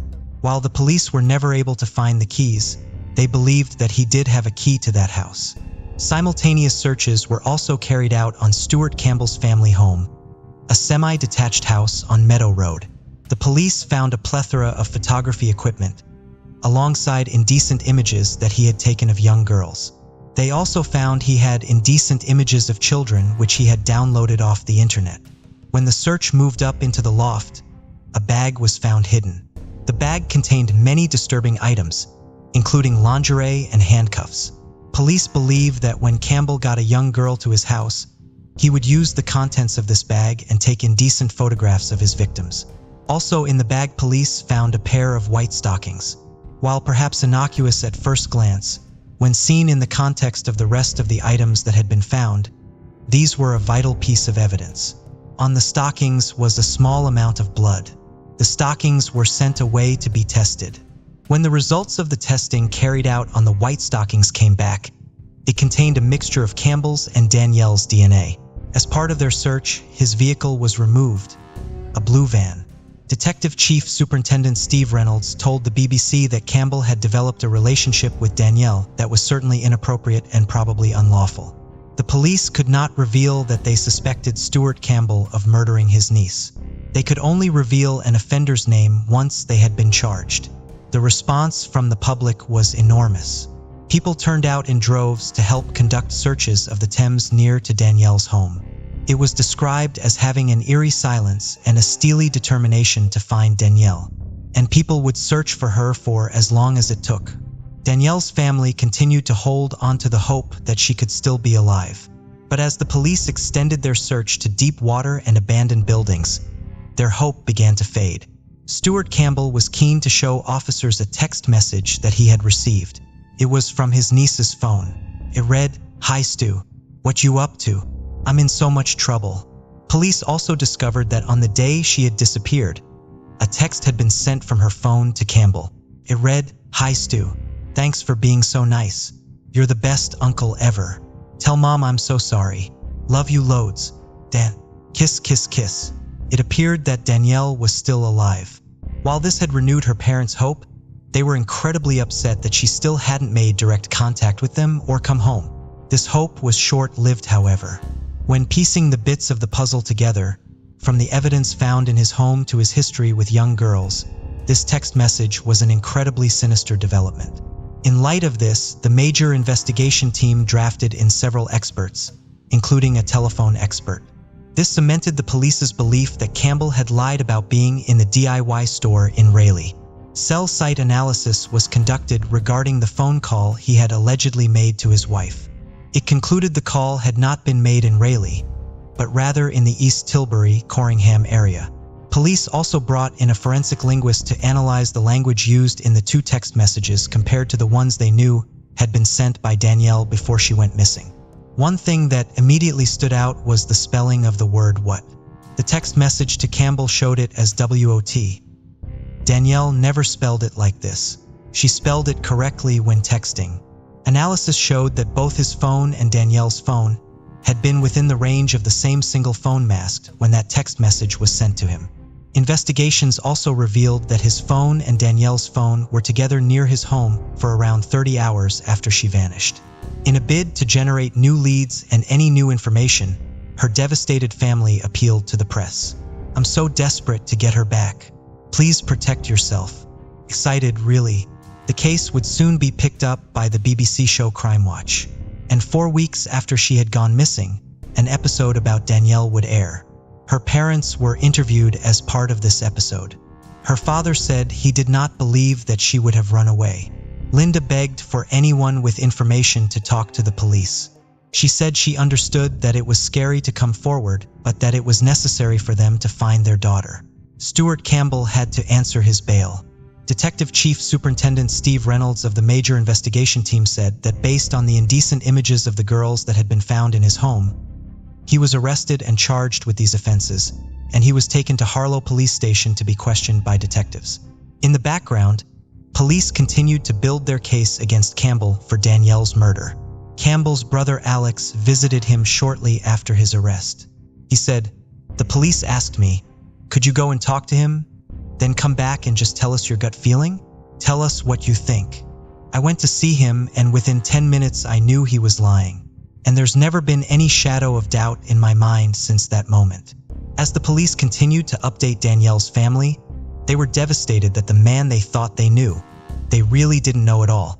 Linda would later say that one of Campbell's tactics was to drive wedges between fathers and daughters, just like in his previous interview when he insinuated that the family home was not a happy one. His manipulation was further brought to light when it emerged that he would speak to Danielle and tell her he wouldn't put up with her family if he was her. He would then go and talk to her parents, saying that he had spoke with Danielle and things would get easier, thus playing Linda and Tony off against their daughter, all while maintaining a facade of trying to be helpful. Campbell also kept a diary the police would later refer to as the Danielle Diary. Any contact he had with her, whether it was a call or a text message, he would record. It was obvious that he was becoming not only more obsessed with her, but increasingly dangerous. There was one instance that also highlighted his incredibly manipulative ways. He had taken Danielle shopping and then out to the cinema. She mentioned to her friend that during this trip, Campbell had held her hand. Her friend's father was concerned by this. He would later say in a documentary, "I don't think at that stage it was for me to take the matter up with Lynn and Tony because I didn't want to upset Lynn and Tony's relationship with Tony's family. Could have been construed as me interfering, and I didn't think at that point in time that was the right thing to do." Campbell played on the fact that Danielle was growing up and used that to flatter her and draw her into his lies. The CPS decided that although Danielle's body hadn't been found, the police had enough evidence to charge Stuart Campbell with kidnap and murder. Following this, he would be on remand for the next 11 months. Despite Campbell being charged with her murder, police had more than 800 sightings from throughout the UK and Europe purporting to be Danielle. This provided a massive logistical problem for Essex police. Every sighting had to be investigated and eliminated. If there was even the slightest chance that she was alive and that particular sighting had not been investigated, it would be easy for the defense to raise that during the trial and raise a shadow of doubt that Danielle was still alive, meaning the case of murder could not be proven. Before the trial, and with one of their sons being called as a witness, Linda and Tony took both their boys to the court to familiarize them with the surroundings and help them prepare for the proceedings that were to follow. Linda said that Danielle's brothers were both devastated and hugely affected by her disappearance. She said that one was very matter-of-fact, and the other was deeply angry. It wasn't just the impending trial that caused the Jones family unimaginable stress. Tony was self-employed and had had to return to work at his dry cleaning business. However, Linda had given up her part-time cleaning job. Linda explained in a documentary that Stuart's link to Tony's side of the family had caused tension between them, saying, "I know it's not his fault, but it's caused me some resentment. She explained that Tony was understanding and knew that she was simply venting her anger about the situation. She spoke about how even simple tasks like washing and ironing clothes was now incredibly difficult for her, as she had no clothes of Danielle's to do. In a documentary that followed the family in the year after Danielle's disappearance, Tony explained that there had been a falling out with his parents and sister too. It's gone too far now to get back together. In the months leading up to the trial, the search effort was increased to try and find her body. Not only was this about finding vital evidence that could help complete the puzzle, this was about giving her family the peace of mind they desperately needed and deserved. They needed to be able to lay her to rest and have their questions answered. 12 days before the trial, a body was found in Hampshire. The police quickly cordoned off the area and conducted inquiries to try and ascertain who it was. As the family, press, and public waited for news, the results came in. Millie Dowler was a schoolgirl who had been murdered by serial killer Levi Belfield. He would not face justice for her murder for another 10 years. Hers was a case that would spark national outrage and inquiry into phone hacking and would bring one of the United Kingdom's biggest newspapers to its knees. Tragically for the Jones family, they were now back at square one. It was time for the family to hold a pre-trial press conference. Facing the media was a mammoth task for the family. It was now time for the trial of Stuart Campbell, the man who had married into their family, the man they had trusted, the man who had put on a front of being a loving uncle, stood accused of the kidnap and murder of Danielle Jones. It was scheduled to last for 8 weeks at Chelmsford Crown Court. A journalist described Campbell as having an air of confidence about him, seemingly unfazed by the magnitude of the charges leveled against him. As they still had not found a body, the case of the prosecution was circumstantial, and they would need to convince a jury that Danielle had been murdered. The prosecution's case was that unbeknownst to Tony and Linda, Stuart Campbell had been grooming Danielle, launching a campaign of manipulation, obsessing over her, and driving a wedge between her and her parents. This was the first time her parents had seen him since Danielle's disappearance. Despite the rage and pain they felt, Linda and Tony sat in the courtroom and came face to face with the man who had ripped their family apart. The prosecution's case was reliant on several pieces of evidence. On the morning she was last seen, she had been seen talking to a man in a blue van similar to the one owned by Campbell. She had gone missing without being in contact with her parents. The blood-stained stockings that contained DNA, matching both Campbell and Danielle. His diary revealing his obsession with teenage girls, and containing testimonies that he had manipulated young girls into posing for topless photographs. Another key piece of evidence were the text messages that Campbell claimed Danielle had sent to him. These did not match the patterns usually seen in messages sent by Danielle. Her messages were sent in lowercase as opposed to these messages sent in all caps. Forensic authorship analysis indicated that Campbell was the author, and that this had been done in an attempt to prove that Danielle was still alive. Records from the mobile switching center revealed Campbell's false alibi. His claim that he had been in Raleigh 30 minutes away at a DIY store could not be backed up by the mobile phone records. Analysis showed that both his phone and Danielle's phone had been within the range of the same single phone mast when the messages were sent. Investigations also revealed that his phone and Danielle's phone were together near his home for around 30 hours after she had vanished. Whilst Campbell was quiet throughout the trial, he was often passing notes to his legal team if he was not happy with one of the witnesses, showcasing his need to be in control of what was being asked to each witness. After an 11-week trial, the jury had reached their verdict. Stuart Campbell was found guilty by a majority of the abduction and murder of Danielle Jones. He was sentenced to life in prison for her murder. This was to run concurrently with his 10-year sentence for abduction. Later, the High Court would rule that he must serve at least 20 years before he can be considered for parole. The police were due to speak with him on Christmas Eve, but Campbell refused.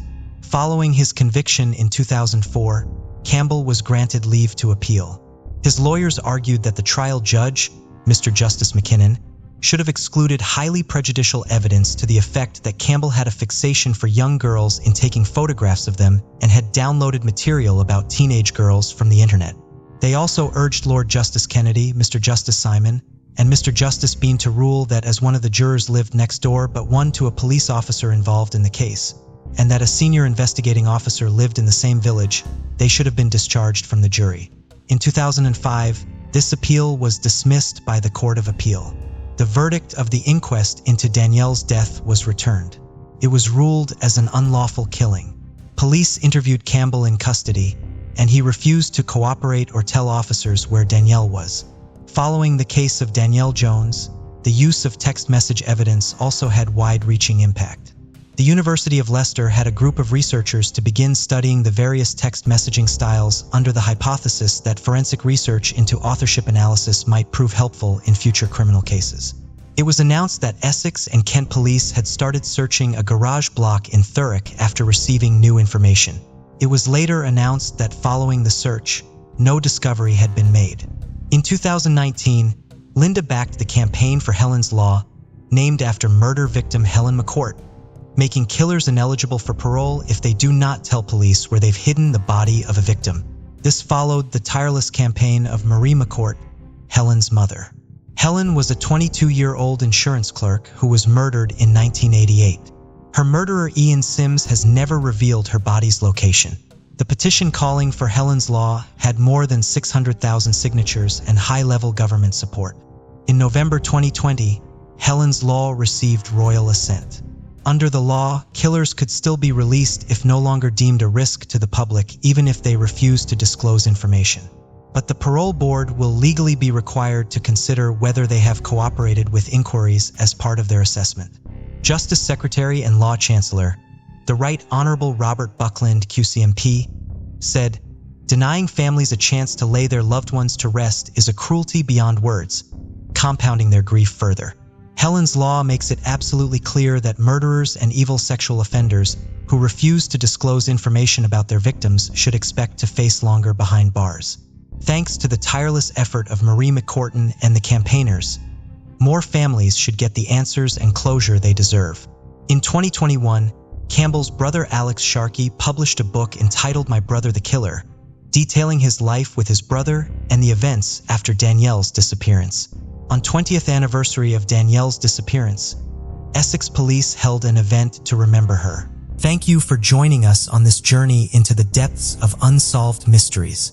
Cold cases not only challenge our understanding of the past, but also ignite our curiosity and determination for answers. Remember to subscribe to stay updated on our latest investigations. And if you have any information regarding the cases we've covered, don't hesitate to reach out. Together, we can shed light on the shadows of the past and bring closure to those who seek it. Until next time, stay vigilant, stay curious, and never stop seeking the truth.